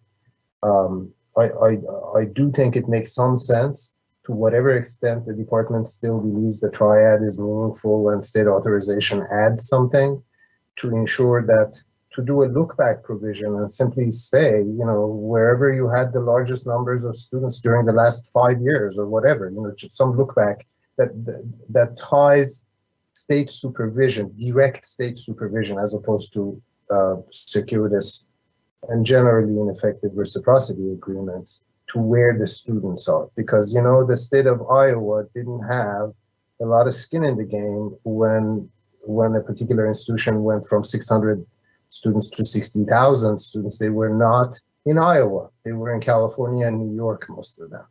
So tying that level of state authorization to where the students are, and again, I realize it fluctuates, it may change year to year. So do a gross kind of look back and tie it to where the most students are, because the AG in that state is more likely to be your ally, and the institution is more likely to be perceived as a problem if it's engaging in predatory practice. You know, the AG in Iowa may not have the resources to protect people in California. So just for what it's worth.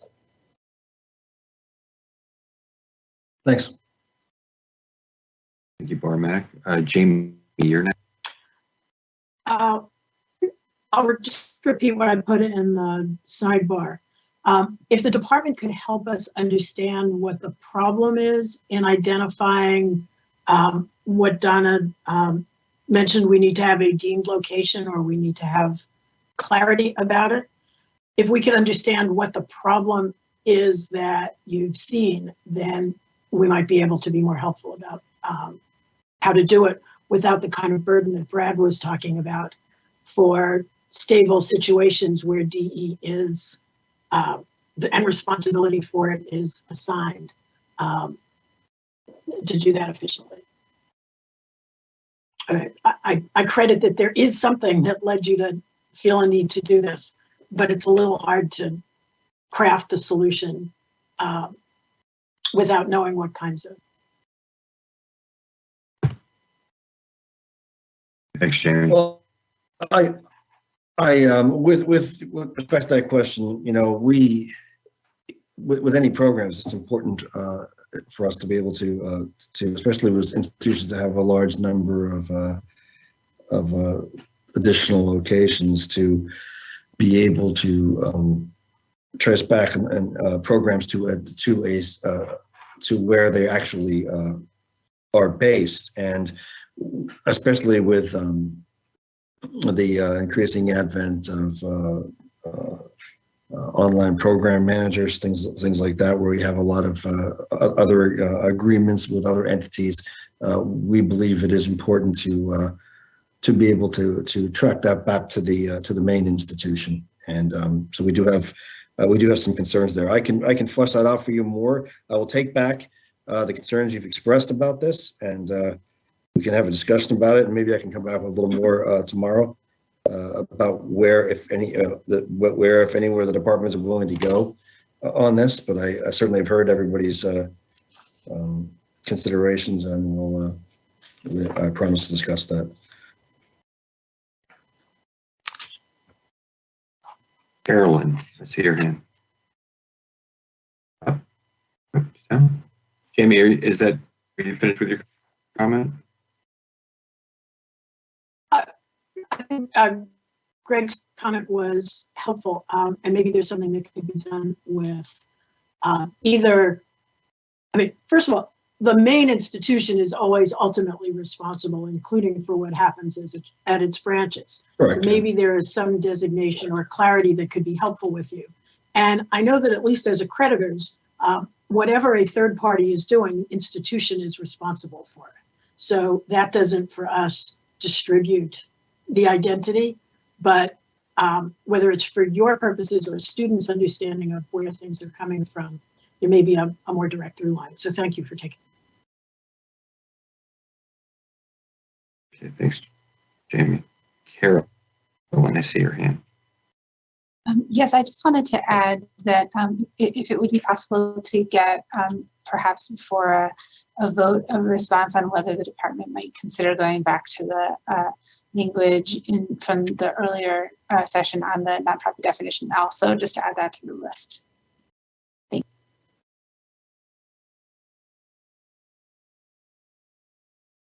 you. Okay, I don't see any other hands on 600.2.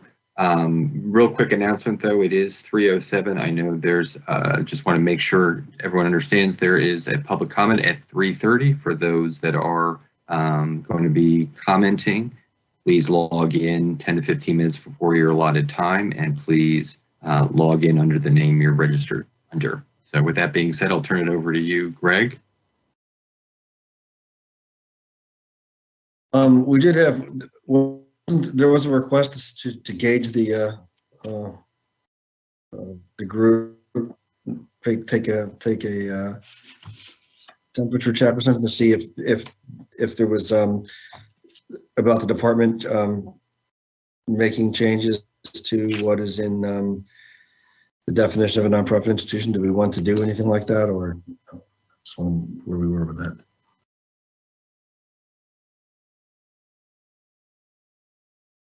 Just on that one issue on the temperature, temperature check on it was requested, and I don't have a problem with a temperature check on that if people want to show. Remember, just to make it very clear, we're not voting for any consensus, correct, or anything like that. This is strictly on whether or not the department should reconsider the language in under the definition of nonprofit institution in one Romanet 2B. Okay. And, Carol, before we take that temperature check, do you have a comment? No, I don't. Sorry. Kelly? Yeah, I just want to clarify that my recommendation when I said to revert to the language was for everything in number 1 as it relates to the definition of the private nonprofit. So not just B. It would be eliminating C. It would be eliminating some of the changes that were made in the other Romanets as well. I'm sorry. Yeah, that includes. Yeah, I just restricted to B. I should have phrased it that way. To go back you're talking about going back to the original language in its entirety from the previous paper, right? Yes. Johnson. Yeah, I just wanted to say that, I looked at the language more closely in issue paper number 2. It really provides a tremendous amount of discretion that's more defensible for the Department of Education, who really are the experts here in terms of seeing bogus transactions or not. with the new language, it becomes something for an administrative law judge who may not have the same amount of expertise to deal with experts from well-financed institutions that are trying to make this transaction. It becomes just a very different standard of review. I think the Department of Education is creating a problem for itself here that's unnecessary. I think initially, people viewed that as broad, but this an issue with paper 2, the language being maybe too broad, since virtually every institution has to do distance learning and is contracting with entities that have a profit motivation involved. But there's a generally word in there. So if an institution is only contracting with a small portion of people to do this, which is important for their students, there's no issue here for the secretary. But by switching it this way, they really create a lot of leverage for a lot of mischief, it seems to me. And students will not be protected. Thank you, Johnson. Carolyn. I just want to say, I agree with Johnson, and I agree that the language from issue paper from session 2 is the way to go here, and recommend it. The only thing that I want to point out is the only thing that would be lost in reverting entirely to the session, that language, is that C would come out completely, and C, it talks about other kinds of agreements besides revenue-based agreements. So that is something to consider. And an easy fix for that would, I think, be to just take out the word revenue in B, so that it would go back to whatever was in session 2, except it be more inclusive of other agreement revenue sharing, but could be, for example, a lease kind of agreement. Thank you. The sound went out at a key moment in Carolyn's comment. Oh, sorry. Just to say, I don't mean to repeat myself, but I'm not sure which part you missed. But I just wanted to say that the only thing that I think would be lost, that would be a problem if we just went back completely to the identical language from session 2, is in C. It's more broader.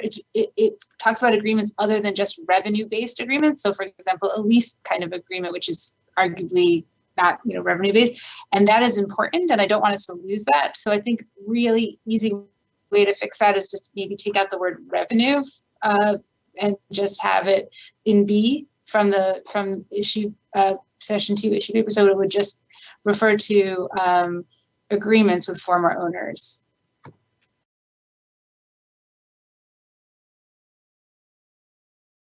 Thank you for that. Greg, in light of the clarifications, you so would like a temperature check on that particular? Yeah, I'm just understanding that people have some concerns about the language. Since it was requested, we can go ahead and do it. Okay. All right. So could we take a temperature check on that one specific issue we mentioned? Yes, Jamie. And then Carolyn. And Jamie, you're on mute. Yeah. I think Carolyn's suggestion was important, but I think we should really read what the words are that you're getting a temperature check on.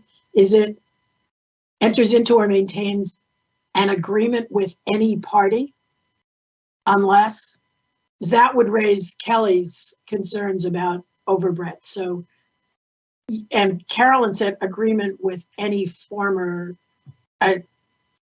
Anyway, what is it that? Well, let me just say that since we're close to the end of the day, and obviously we're having some issues here with exactly what the language would be. So if I forget who asked for the temperature check, but could I just request that maybe I take this back, and I think it might be more efficacious if I just came back tomorrow with what the department's willing to do here with respect to this language. That might be better than to continue to debate this tonight. I would make an additional recommendation that the department is going back looking at that language from the proposal in week 2. The negotiators should take the time this evening to review that as well, so they know exactly what how to discuss it tomorrow morning when we start in. Okay. Thank you. All right. In light of that, do you want to continue, I guess, on 600.4, Greg? Yeah. So we're moving to 600.4, and there is nothing in, there are no changes in 600.4, so we're going to move down to 600.20. I'll go through 600.20. If now, obviously, if there's something in 4 that as we go through 20 that anybody determines they want to make a comment about, I will entertain that when we finish with 600.20. So moving into 600.20, notice and application procedures for establishing, reestablishing, maintaining, or expanding institutional eligibility and certification. In G is where we'll start. In G1, we have added changes just to clarify the structure of the language, and there are no substantive changes here. We included in Romanet 1, no later than 90 days prior to the change of ownership, the institution provides the secretary notice of the proposed change on a fully completed form designated by the secretary. So that was the change there. And if we move on to, let's see where if we move on to, we were just in 1 and moving to 2. This is, we've simply slightly simplified the cross references in the language in this item. So just a few changes to the cross references is all that is changed here. And then going down to 3 Romanet 4. 3 Romanet 4. So we appreciate the suggestion from the negotiator to clarify the financial statements must be acceptable, and we have reworked the language slightly to ensure that is reflected here. And then in number 4, we have proposed to add a disclosure requirement to students to ensure they are aware of a change in ownership and its potential implication for students. So in 4, we have the institution must notify enrolled and prospective students of the proposed change in ownership and submit evidence that such disclosure was made no later than 90 days prior to the change. And I'll move on to H, which is terms of extension, of the extension rather. And moving on to H3, we just have a minor correction here. We've corrected a cross reference to the second reference to H2 Romanet 3, and it's now corrected to H2 Romanet 1. And those are the only changes that we had for 600.20. So I'll stop there and see if there are any comments on that section before we move on. Okay, I see your hand, Brad. You're up. Yeah, I've got a small request on, it's in 600.2 G3 Romanets 1 and 2, where it says a recently updated copy. And I know in our February session, Donna mentioned an email would be okay and suffice this. So I'll drop a potential language change into the chat, but I would like it to state that as long as that document, or let's see, current language supplemented with documentation that such licensure accreditation remains into effect as of the day before the change of ownership. Just to make sure that it's kind of written in a way where we know emails and things are suffice. So I'll put it in the chat and let you consider it for an update. All right, thanks, Brian. Thank you, Brad. Let's see, Jamie.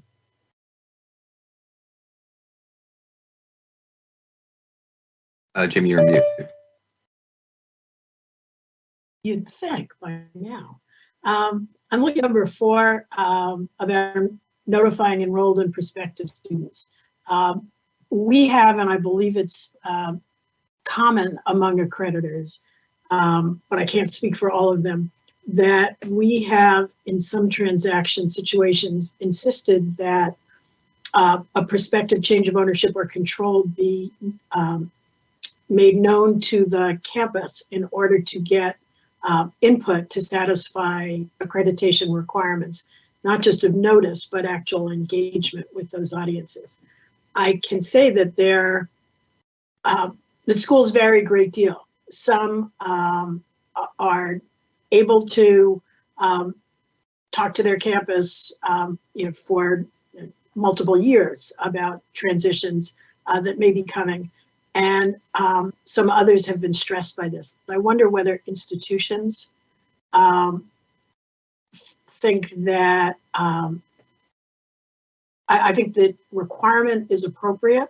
And I do think giving students as much notice as possible. But I'm thinking of the nonprofit situations where there have been, discussions that change. The Transformation Partnerships Fund is trying to get people to think about these things earlier. But whether 90 days is workable, I know it matches the 90-day notice to the department. And maybe that's fine. I just don't want us to move past something that I know is an effort to balance notice to students with complicating fluid situations for institutions, including some of the small colleges that we've seen exploring multiple options.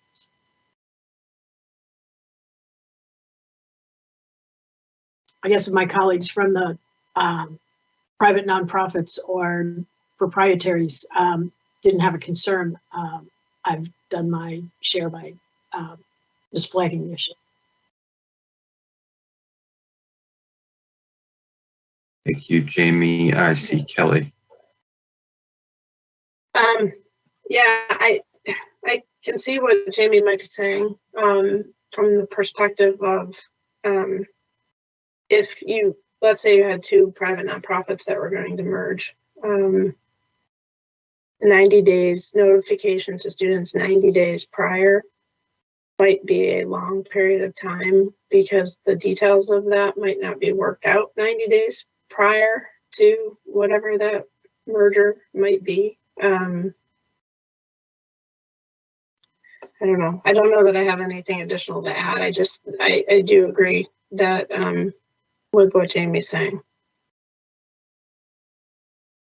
Now, it may be that the notification is fine and the department needs to be sensitive to what degree of detail is possible, because once those things are shared, the campus says, well, exactly what's going to happen and how is it going to work, and not every detail may be available, but the alert something is changing may be necessary for student planning. And while it doesn't require notification to faculty and staff, notifying students would have the effect of notifying the community. Thank you, Jamie. Johnson, I see your hand up, but just to give everyone a heads up, it's about 3:23. So we have a whole lot more time before public comment, but take away, Johnson. I just think it's problematic to be telling the Department of Education about a plan and not telling your faculty and students. I can't see how that would be.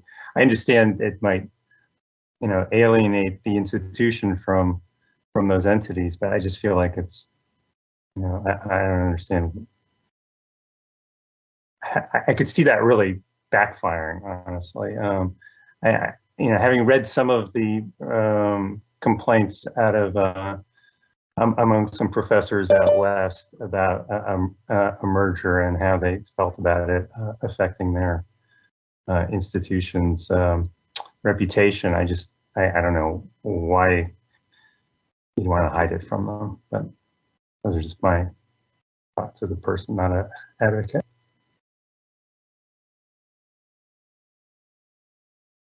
Thank you, Johnson. Brad, you're up. Yeah, just quickly on the same point here. When does the 90-day clock, like what is it? Is it tied to the effective date in the contract? Is it, help me understand, because sometimes we don't know when the change is going to happen by the department. So when does the 90-day clock start?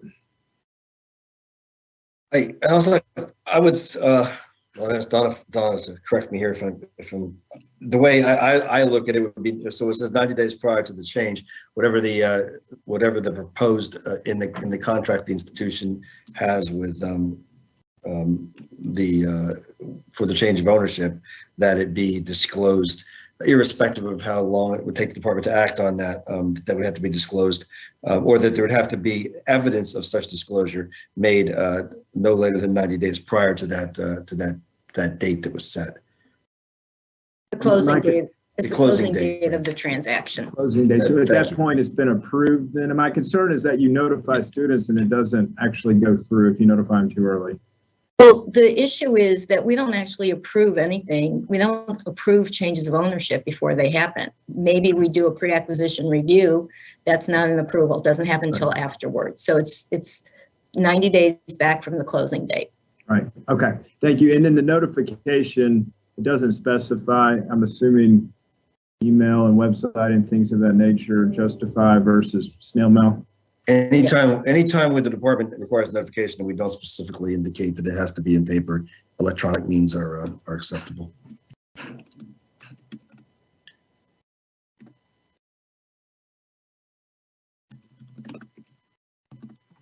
Okay, thank you for that. Let's see, Greg, we have 3 minutes. Do you want to tee up the next section, or do you want to hold that off until tomorrow? I think we'll hold it off for tomorrow, but just as a reminder to everybody, we'll be beginning with 600.21 updating application information. I'll come back tomorrow, and I owe everybody some further discussion on what is in the definition of a nonprofit institution under one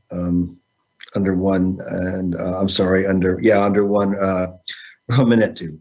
So we'll come back tomorrow morning, have a discussion of that, and then move into updating application information.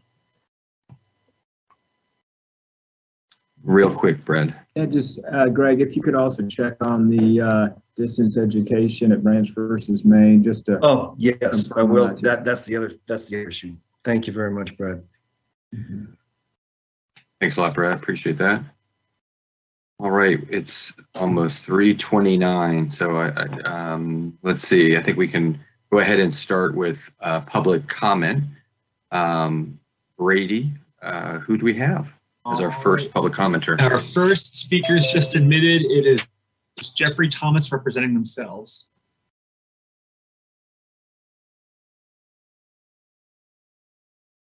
Looks like he's just got to enable audio. Yep. Jeffrey, welcome. Can you hear us? There we go. There you go. Welcome, Jeffrey. You have 3 minutes for your public comment, and that will begin when you start speaking. You have the floor. Thank you. Thank you for the opportunity to speak to you all today. My name is Jeffrey Thomas. As you can see, I'm grateful for the opportunity to share my perspective as someone who has attended both traditional and non-traditional universities as a veteran. I hope you walk away with understanding why non-traditional school worked for me, and I believe it's important to keep this option available for veterans. I am a United States Air Force veteran. After I got out of the military in 1990, I enrolled in Coppin State University in Baltimore. At the time, I was married with children and working a full-time job as an operator and mechanic at a production factory. This was a lot to handle. My degree program was very demanding in structure and required a lot of unnecessary time. With all my other responsibility, it became a little too much, and I stopped my degree program then. About 7 years later, I decided to get a business degree with the hope that I could reclaim my life and career path. While I worked on my degree, I was working full-time and taking classes in person at the University of Phoenix, Maryland campus. It was a completely different experience from Coppin for me, where I was at work with me and helped me succeed and reach my goals.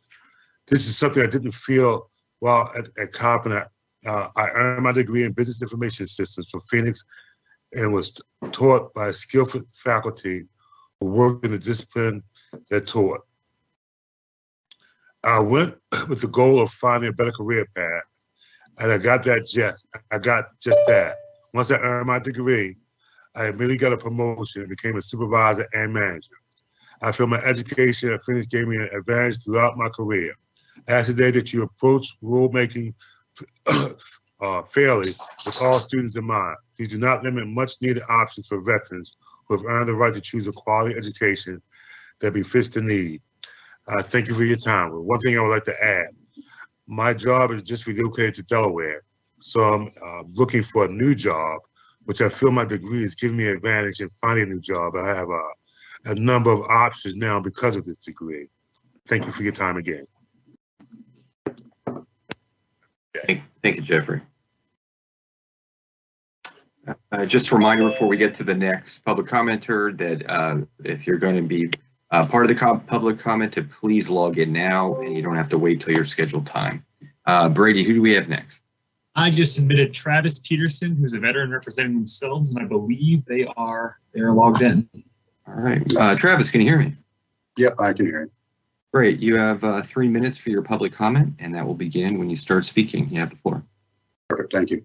My name is Travis Peterson, and thank you for the opportunity to speak before you today. I'm a former student veteran and founding member of the Moral Compass Federation. I retired from the Air Force after 21 years flying combat search and rescue, and then foreign internal defense as a combat aviation advisor. I'd like to thank the department for caring about and safeguarding our veterans' earned benefits. Though I see many drawbacks to the 90-10 rule, and I wonder if there might be a better path forward. When I look at the student outcomes at these schools affected by 90-10, I do not see substantial differences between for-profit colleges and many public schools. And yet 90-10 seems to ding these for-profits as if they're underperforming or taking advantage of the veteran students. But in fact, some of these for-profits have even better outcomes than public schools. Unfortunately, these private schools will likely have to close their doors to veterans because of the changes being discussed today. It's apparent that the 90-10 doesn't care about student outcomes, which in my opinion means it doesn't actually care about protecting student veterans' earned benefits. It doesn't improve transparency about student outcomes for veteran students, and it doesn't even apply to the majority of schools that veterans attend. If this rule is going to be anything but harmful to veterans, there needs to be mechanisms in place that take into account the failing school student outcomes and will allow veterans to still use their benefits if the school has good outcomes. Coming from the SOF community, we are trained to rely on intelligence before making any significant decisions. Data is a necessary advantage, and the more data we have, the better. What would truly safeguard my fellow veterans would be a data-driven policy that focuses on what matters, student outcomes, and which applies to all institutions of higher education. Of the many downsides to the 90-10 rule, one of the most problematic is that it only applies to one sector of higher education. Neither public nor nonprofit schools are being judged by this revenue test. And if this is a good regulation, why wouldn't it also apply to them? I am very thankful that there's more on the table to improve the lives of veteran students than this, and it seems that many others will agree with me that it is a great idea to provide better transparency and pragmatic outcomes. Incurred debt and future earnings may be what is most important and relevant to veteran students, because essentially regulation and policy are a snapshot of current market forces, trends, and behavior, which cannot take into account future changes and innovation in higher education. While regulation is necessary, it can quickly become outdated or ineffective. Why prioritize balancing the free market by empowering veterans with readily available student outcome data? This implementation of transparency to inform veterans does allow for future changes and innovations within higher education. Releasing this pragmatic, gainful employment data for all schools would give veterans what they need, because it now allows veterans to choose their education based on real merit. 30 seconds, Travis. I'm finished, and I want to thank you all for allowing me to represent. Thank you, Travis. All right, Brady, who we have next? All right, I just admitted Kevin McKay, who is representing themselves. Kevin, can you hear us? Can you hear me? Yes, I can hear you. You have 3 minutes for your public comment, and that will begin when you start speaking. You have the floor. Excellent, thank you. Well, good afternoon, everyone. My name is Kevin McKay. I'm a veteran of the U.S. Marine Corps and a proud graduate of the University of Phoenix. I'm sharing my personal experience in higher education with you today because I believe higher education can help veterans advance in their careers, regardless of industry. I do find it a bit odd that we're not looking at other schools, such as nonprofit schools, and not questioning the return on investment there as well. I get that's not in your scope, but I feel we should be looking at all schools equally. And when evaluating, I think we also need to look at some other factors as well. My sister chose to pursue social work rather than a high-paying law degree, even though her grades were excellent. And although she has a master's degree and runs a large nursing home, her pay is substantially lower than other fields. This does not mean she did not receive a quality education. Potential students should also have access to counseling to help them make an informed decision and answer the question, does higher education make sense for me? Or do other options exist? Again, maybe outside the scope of today, but please make sure we account for these factors when exploring ROI and guidance for students.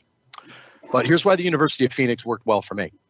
After completing my service in the U.S. Marine Corps as an infantry squad leader, my passion for service continued and I became a police officer in the city of Stamford in 1998. But completing a college degree was also a long-term goal of mine. And that goal became increasingly more challenging to achieve after becoming a father and raising a family while working full-time. I began a Bachelor of Science in Criminal Justice at the University of Phoenix in 2002. And I went on to complete it in 2005. And it wasn't easy. But the flexibility of the online program enabled me to immediately put theory to practice. And in my day-to-day responsibilities, it had a profound impact on my advancement within our department. As a matter of fact, I went on to help create our department's computer forensic division and lead technology training initiatives.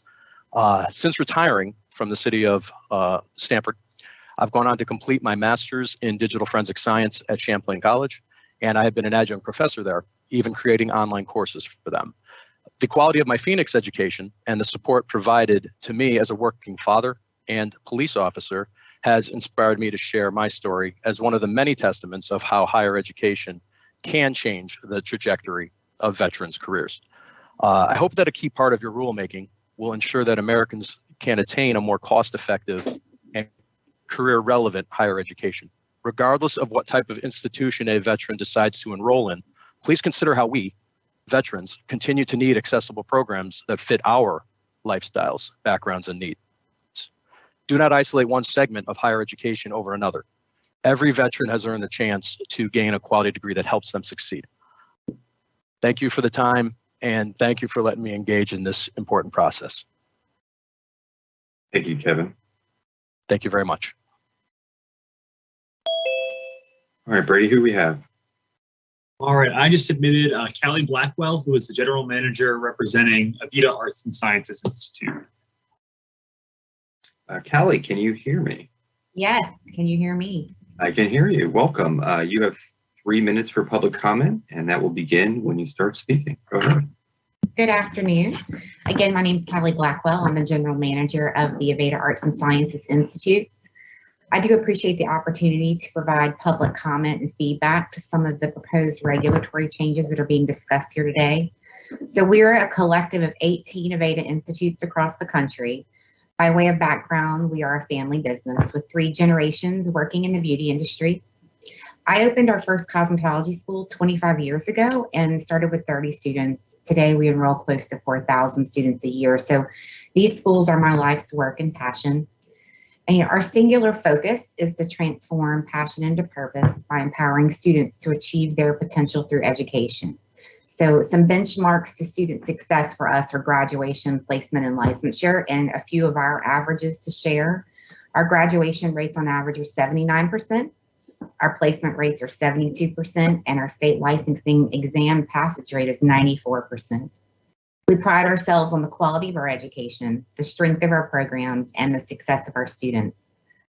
As you consider this rulemaking, I do hope that you'll consider to think about student outcomes and measure any proposals on whether our students would have the opportunity to complete their programs or whether your rule may risk their closure.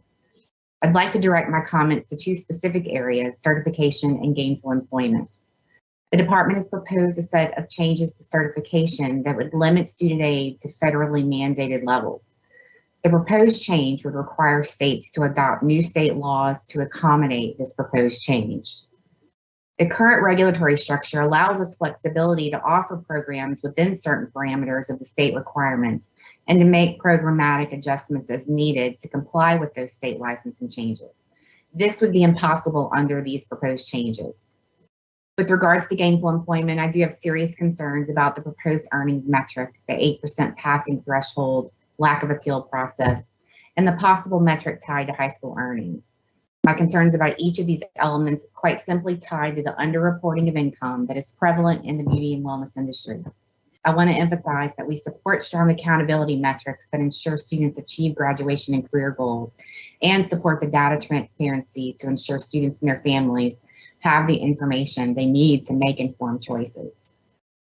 Thanks for your time today, and I would like to close with an invitation. I understand that most people do not have personal 30 seconds, Kelly. Thank you. Most people don't have personal experience with our cosmetology schools or our programs. So I would like to welcome each of you to visit our schools and to contact with me any questions, because I know you would leave feeling just as inspired by our students as I am each day. I appreciate the time. Thank you. Allie?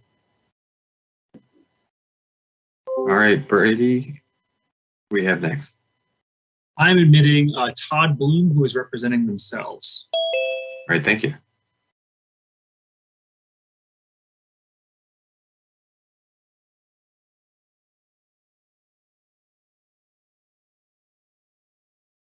Todd, welcome. Can you hear me?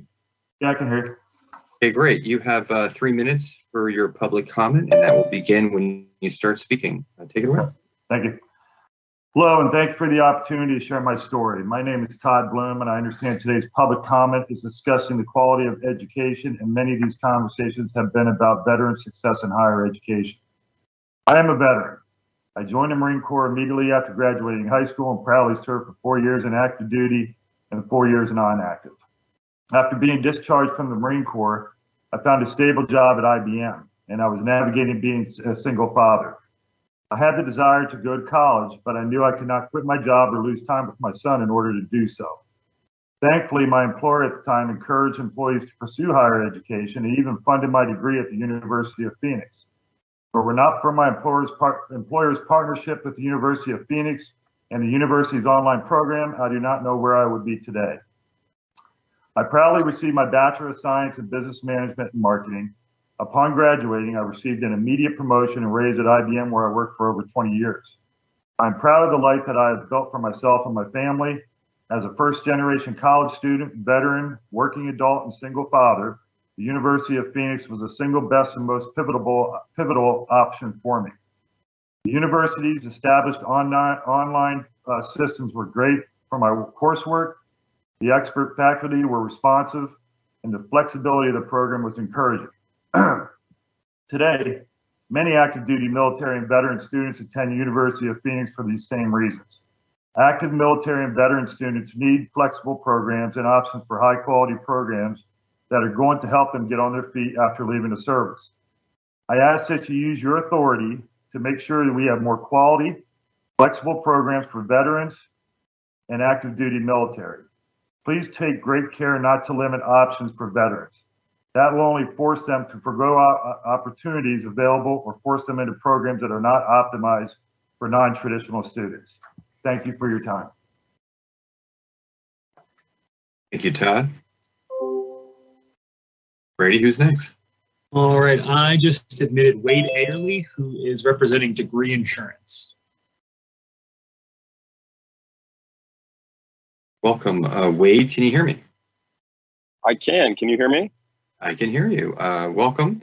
You have 3 minutes for your public comment, and that will begin once you start speaking. You have the floor. All right, thank you. My name is Wade Ayerly, and I'm the CEO of Degree Insurance. I first want to thank you guys for providing me the opportunity to give some input here. I want to introduce you to a relatively new development in higher education that I think is pretty pertinent here. Today, obviously, college education is the largest uninsured investment most individuals or families will ever make. which is obviously the impetus for the gainful employment standard, what it's trying to get at. Does an education from a given institution provide any real return on that investment? It's the only place that a parent will counsel someone they love to borrow 10 or 20 times their net worth and make a single investment with it, just hoping that 5 years after they graduate, it actually works. What we've done is develop a novel type of insurance that guarantees a student's earnings in the 5 years after graduation. I mean, truly guarantee, as in if you don't earn what we promised, we cut you, you said it's your tax returns, we cut you a check for the difference. The student is paid for the earnings shortfall. However, it didn't deliver up to what it was expected to do. And while I recognize that what I'm laying out is a relatively new concept, we all know how challenging it is to introduce and adapt to regulations once they're written. I think it would be wise to consider what we do as well as what others may begin to do and include phrasing when we talk about gainful employment that clarifies that a college guaranteeing student salaries across the covered period of time would satisfy that requirement, or that a college that can provide a guaranteed earnings floor of a specific minimum could be exempted from the gainful employment requirements, given that they're clearly achieving the stated aim, which is to ensure that graduates are seeing a return on their educational investment. Thanks again for letting me make the comment, and I hope this will help us all get closer to our goal of making sure every student gets the outcomes that they're hoping for in higher ed. Thank you, Wade. Brady, who is next? I just submitted Benjamin Larson, who's representing themselves. Looks like they're just getting hooked up to audio. All right, thanks, Brady. Ben, can you hear me? Yes. All right, welcome. You have 3 minutes for public comment, which will begin when you start speaking. You have the floor. All right, thank you. Hello, my name is Dr. Benjamin Larson. I'm a United States Army veteran. I want to thank you for allowing me time to speak to you today. I joined the Army immediately after high school because college was financially out of my reach, and honestly, I wasn't even sure what I wanted to study. In the Army, I was trained as a biomedical equipment technician, which after I left the Army allowed me a great paying job without needing a college degree, so I just went right into the workforce. About 15 years into my career, I was offered a great job opportunity, but it required a bachelor's degree. I didn't have one, so I was denied the job, and I decided at that point in my career, perhaps earning a college degree was the right move to make. Having a wife and a mortgage, I needed an option that allowed me to continue to work full-time while earning my degree. So I went and I spoke to the reps of my local colleges and a few online options. I chose the University of Phoenix for the following reasons. They gave me generous credit for my military training and professional training. Their asynchronous learning fit my job. I was working crazy hours at a hospital and carrying an on-call pager every other week. Finally, their accelerated class schedules meant I could complete my degree in under 2 years. I know that one of the important topics being discussed today is defining gainful employment and evaluating the quality of a degree program. I'm here to ask that you use your authority to protect veterans' choices and measure quality at all colleges. Veterans need viable school programs that fit their unique situations. And my degree program at Phoenix not only fit my lifestyle, but it helped me get the job I wanted and completely changed my perspective on higher ed.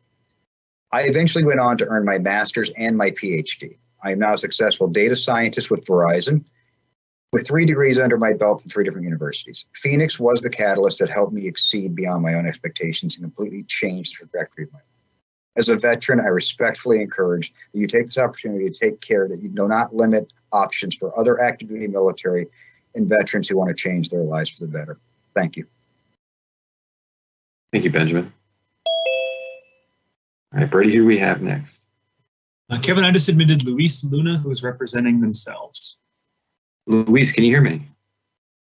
Yes, I can. Hi. Great. Hi, welcome.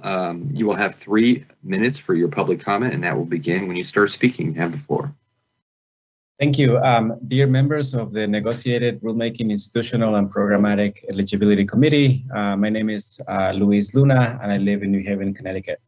I am an organizer with the Connecticut Working Families Party, and I am a member of the Student Loan Fund Borrowers Collective. When I entered college in the fall of 2003, I was a low-income immigrant student hoping to realize the dreams of my parents and my dream. As a student in high school, I had very little support or guidance to navigate the college application process.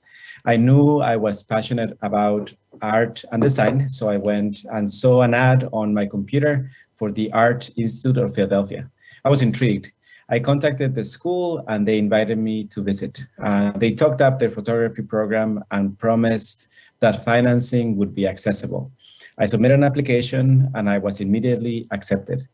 The financial aid office encouraged me to fill out Sallie Mae student loan applications, telling me not to worry because I was sure to secure a high-paying job after graduation, which would allow me to easily repay my loans.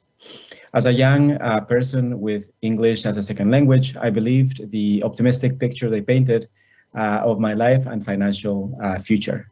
3 years later, as a junior in college, my mother was injured at work, leaving her incapable of rejoining the workforce.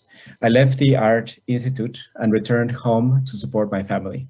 When I started to work at minimum wage, it dawned on me how enormous my student loans were compared to my eager income. Even worse, when I matriculated, they told me that I could transfer credits, but when I tried to transfer to my local community college in Connecticut, I learned that not a single credit from my 3 years at the Art Institute would transfer. To complete my degree, I would have to take out even more student loans, which left me devastated. My student loans have followed me throughout my career with an average yearly school cost of over $43,000. My loans have grown to a total of over $100,000. This debt has made it very difficult for me to live a full life, pursue good jobs, and give back to my community. I'm still dreaming of finishing my bachelor's degree. I joined the Student Loan Fund Borrowers Collective because I wanted to change the predatory systems of student debt and higher education financing that disproportionately impact people of color and first-generation students like myself. Rules need to be put in place to protect students like me from these predatory institutions. The Department of Post-Secondary Education and the Biden administration must restore gainful employment rules. 30 seconds, Luis. Thank you. For institutions eligible for federal aid programs authorized under Title IV of the Higher Education Act. Thank you for your time. Thank you, Luis. All right, Brady, who we have next? All right, I just submitted Matt McCoy, who is representing themselves. Yeah, I'm here. All right, Matt, welcome. You have 3 minutes for your public comment, which will begin when you start speaking. You have the floor. Nice, thanks. Really just wanted to join everybody today, let you guys know about my experience at Phoenix. I graduated high school all the way back in 2003. I went to a 4-year university, traditionally like everybody else did. Really wasn't for me and didn't really necessarily enjoy the experience. So I went into the Air Force. I did that for 4 years and then moved out to California and realized that, I wanted to use the GI Bill that I had acquired to go back to school. And so I went back to school and I went to University of Phoenix specifically because, like a lot of other members who have gone in the military, when we get out, we're forced to transition back into the workplace. We don't have a lot of time. We have families. We have a lot of other stuff going on at a job, 2 internships, and I just didn't have the time. And it really wasn't feasible to go to a 4-year university and sit down in class at 9 a.m. with everybody else. And so the only university that allowed me that opportunity was really Phoenix when I looked at it. And so I went to school there. I did an in-class learning once a week, and then everything else I took over the computer, and really enjoyed my experience. I feel like the education that I got there really was as quality as you get it anywhere else. For the most part, I actually thought it might even be a bit more that you have to do on a day-to-day basis because, you're forced to actually, rather than just being given a book and saying, read this chapter and then take a test, you're forced to get in these forums and comment and leave feedback on what you actually just read. And so it basically forces you to do the homework, and you can't say you just did the homework and then take the test and stuff like that. And so I really felt that I had the ability to and was afforded the opportunity to go to school when, like I said, I might not have been. So I really enjoyed my experience, and it set me up after I got out. I got out, and I've now been at a nonprofit for the last 4 years, where I have a marketing role and position, and all that was really due to the flexibility that I received at Phoenix to get that education that I needed. So I'll keep it short and brief for you guys, but if you have any questions, I'm available for those. Thank you, Matt, for your comment. Absolutely. All right, who we have next, Brady? Right. I just submitted Matthew Fian, who's representing themselves. Welcome, Matthew. Can you hear me? Welcome. Can you hear me? Yes. You have 3 minutes for your public comment, and that will begin when you start speaking. You have the floor, Matthew. Beautiful. I really appreciate it. So I just have to continue the conversation. I know the Department of Education is going to look at 600 TAC 2 and come back tomorrow with some additional comments. But just to start with, my name is Matthew Fian, by the way. The disclosure requirement. So for the Department of Education is right here, keeping the students in mind and keeping the prospective students in mind as far as the disclosure requirement.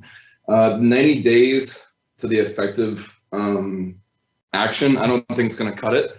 So really, when these discussions start happening and we're talking about for-profits and conversion to nonprofit status, the prospective students and the current students need to be involved in that discussion as early as possible.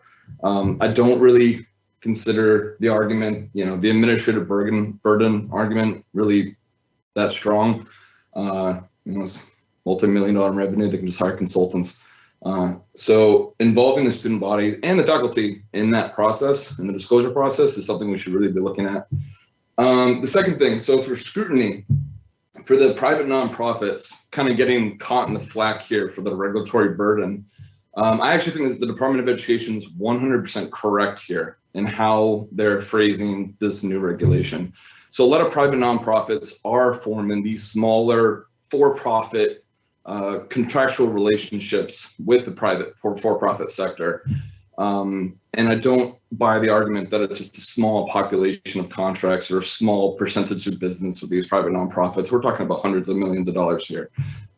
These are massive contracts. So the Department of Education is right to be putting that extra scrutiny on these relationships and the conversion relationships is where we should be going.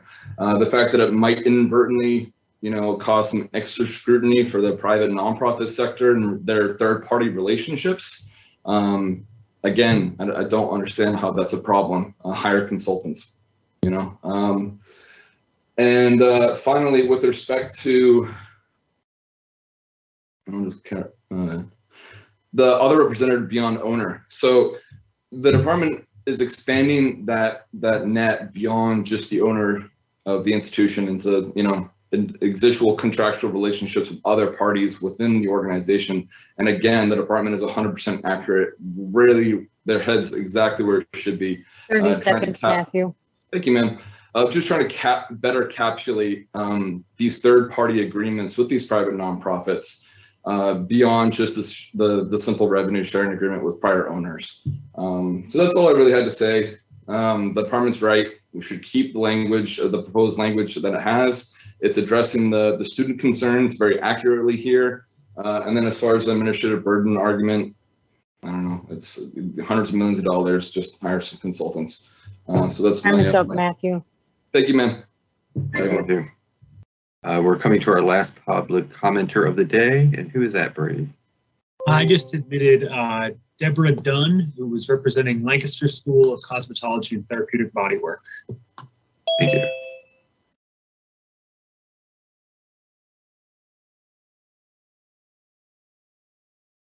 Deborah, can you hear me? Yes, I can. Deborah Dunn? Yes, welcome. You have 3 minutes for your public comment, which begin once you start speaking. You have the floor. Thank you. My name is Debbie Dunn. I'm the president of the Lancaster School of Cosmetology and Therapeutic Bodywork in Lancaster, Pennsylvania. Thank you for allowing me the time to speak. I have been in private post-secondary career education for 43 years. However, I did start in the public sector, and it's a sector I will never return to. The reason, it does not matter if a 2 or 4 year traditional school assists with job placement for any of their graduates. It does not matter if only 32% of their students graduate on time. To me, it's a poor educational statement that our traditional 2 and 4 year schools do not have to meet any specific completion, placement, or license or pass rates. I'm not really sure what they're afraid of. As for this school, for the most recent reportable year, 2020, we have the following: an 86% completion rate, an 84% job placement rate, a 98% licensure pass rate, all during COVID. We also have a 3-year cohort default rate of 2.2% with a median loan debt of less than $4,000. In my 43 years, I have yet to determine what was 85-15 and is now 90-10 has to do with the quality of a career school. All this does is discriminate against the low-income population. And at a time when Democrats preached no discrimination, this could not be more hypocritical. In addition, gainful employment has different meaning for each student, and this is about students. Exactly how a school can force a student into a full-time job receiving a certain salary and convince them to report all of their income is beyond my understanding.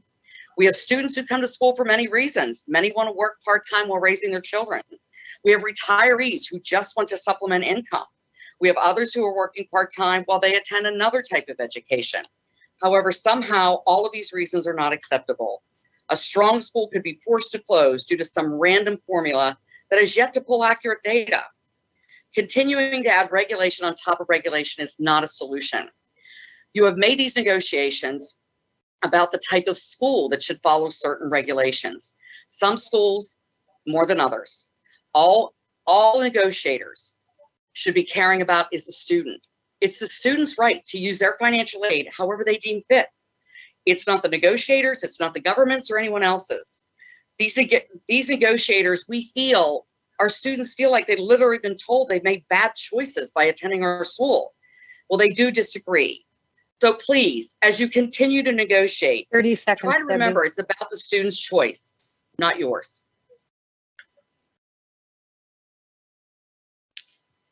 Thank you, Deborah, for your comments. And I want to thank all the other public commenters this afternoon.